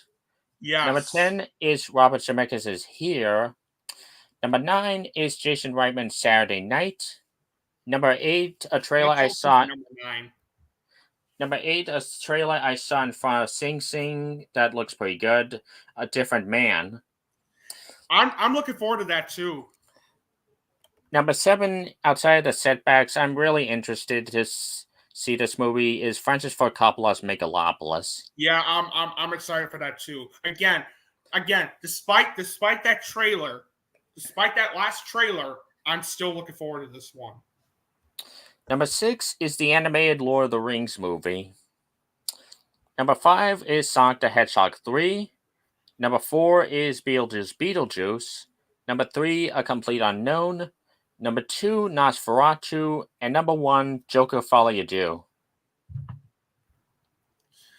All right, so there were a lot of movies. There's a lot of movies I'm looking forward to seeing this fall, but I only listed 10 that I'm looking forward to seeing the most. And they are number 10, Sonic the Hedgehog 3.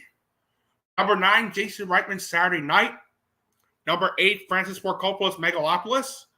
Number 7, Conclave from the director of All Quiet on the Western Front, one of the best movies Søren and I saw from 2022. Number 6 is a Jesse Eisenberg film that I've been wanting to see called A Real Pain. It stars him and Kieran Culkin. And I'm hearing Kieran Culkin is like Oscar worthy with this movie. So that's another reason why I've been wanting to see this. And the fact that I saw the trailer for this a few times at a couple of my showings. Number 5, I have a tie between A Different Man and We Live in Time. Number 4, Pedro Almodovar's The Room Next Door. Number 3, Joker Fall Adieu. Number 2, James Mangold's A Complete Unknown. And finally, number 1, my most anticipated film for the rest of the year, Nosferatu. Nosferatu is hands down my most anticipated film for the rest of the year because it's from the director of The Witch, The Lighthouse, and The Northman. All 3 brilliant movies. I have a SpongeBob clip here somewhere. Never mind. Why don't we just conclude this show? Yeah, let's just conclude this. Well, guys, that's it for today's podcast. Hope you guys had a lot of fun watching it. I certainly had a lot of fun doing it. So, thank you very much for joining us for episode 48.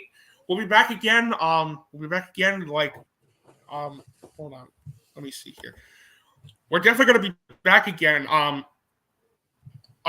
A few days before my birthday for episode 49 of the FilmBrony Podcast. We're not only going to finish up the last remaining films that came out this summer, but we're also going to mention our top 10 worst and best movies that we saw in the summer. So I'm excited to do that. I hope you guys are too. Thanks as always for watching, and like always, be sure to subscribe to Søren Saunders on his YouTube channel. The link is in the description below. Give him the love he absolutely deserves. He's a very talented person and a great person to talk to. And until we see you guys again for episode 49, hope you guys have a good rest of the day. And as always, we'll see you on the next podcast. Take care.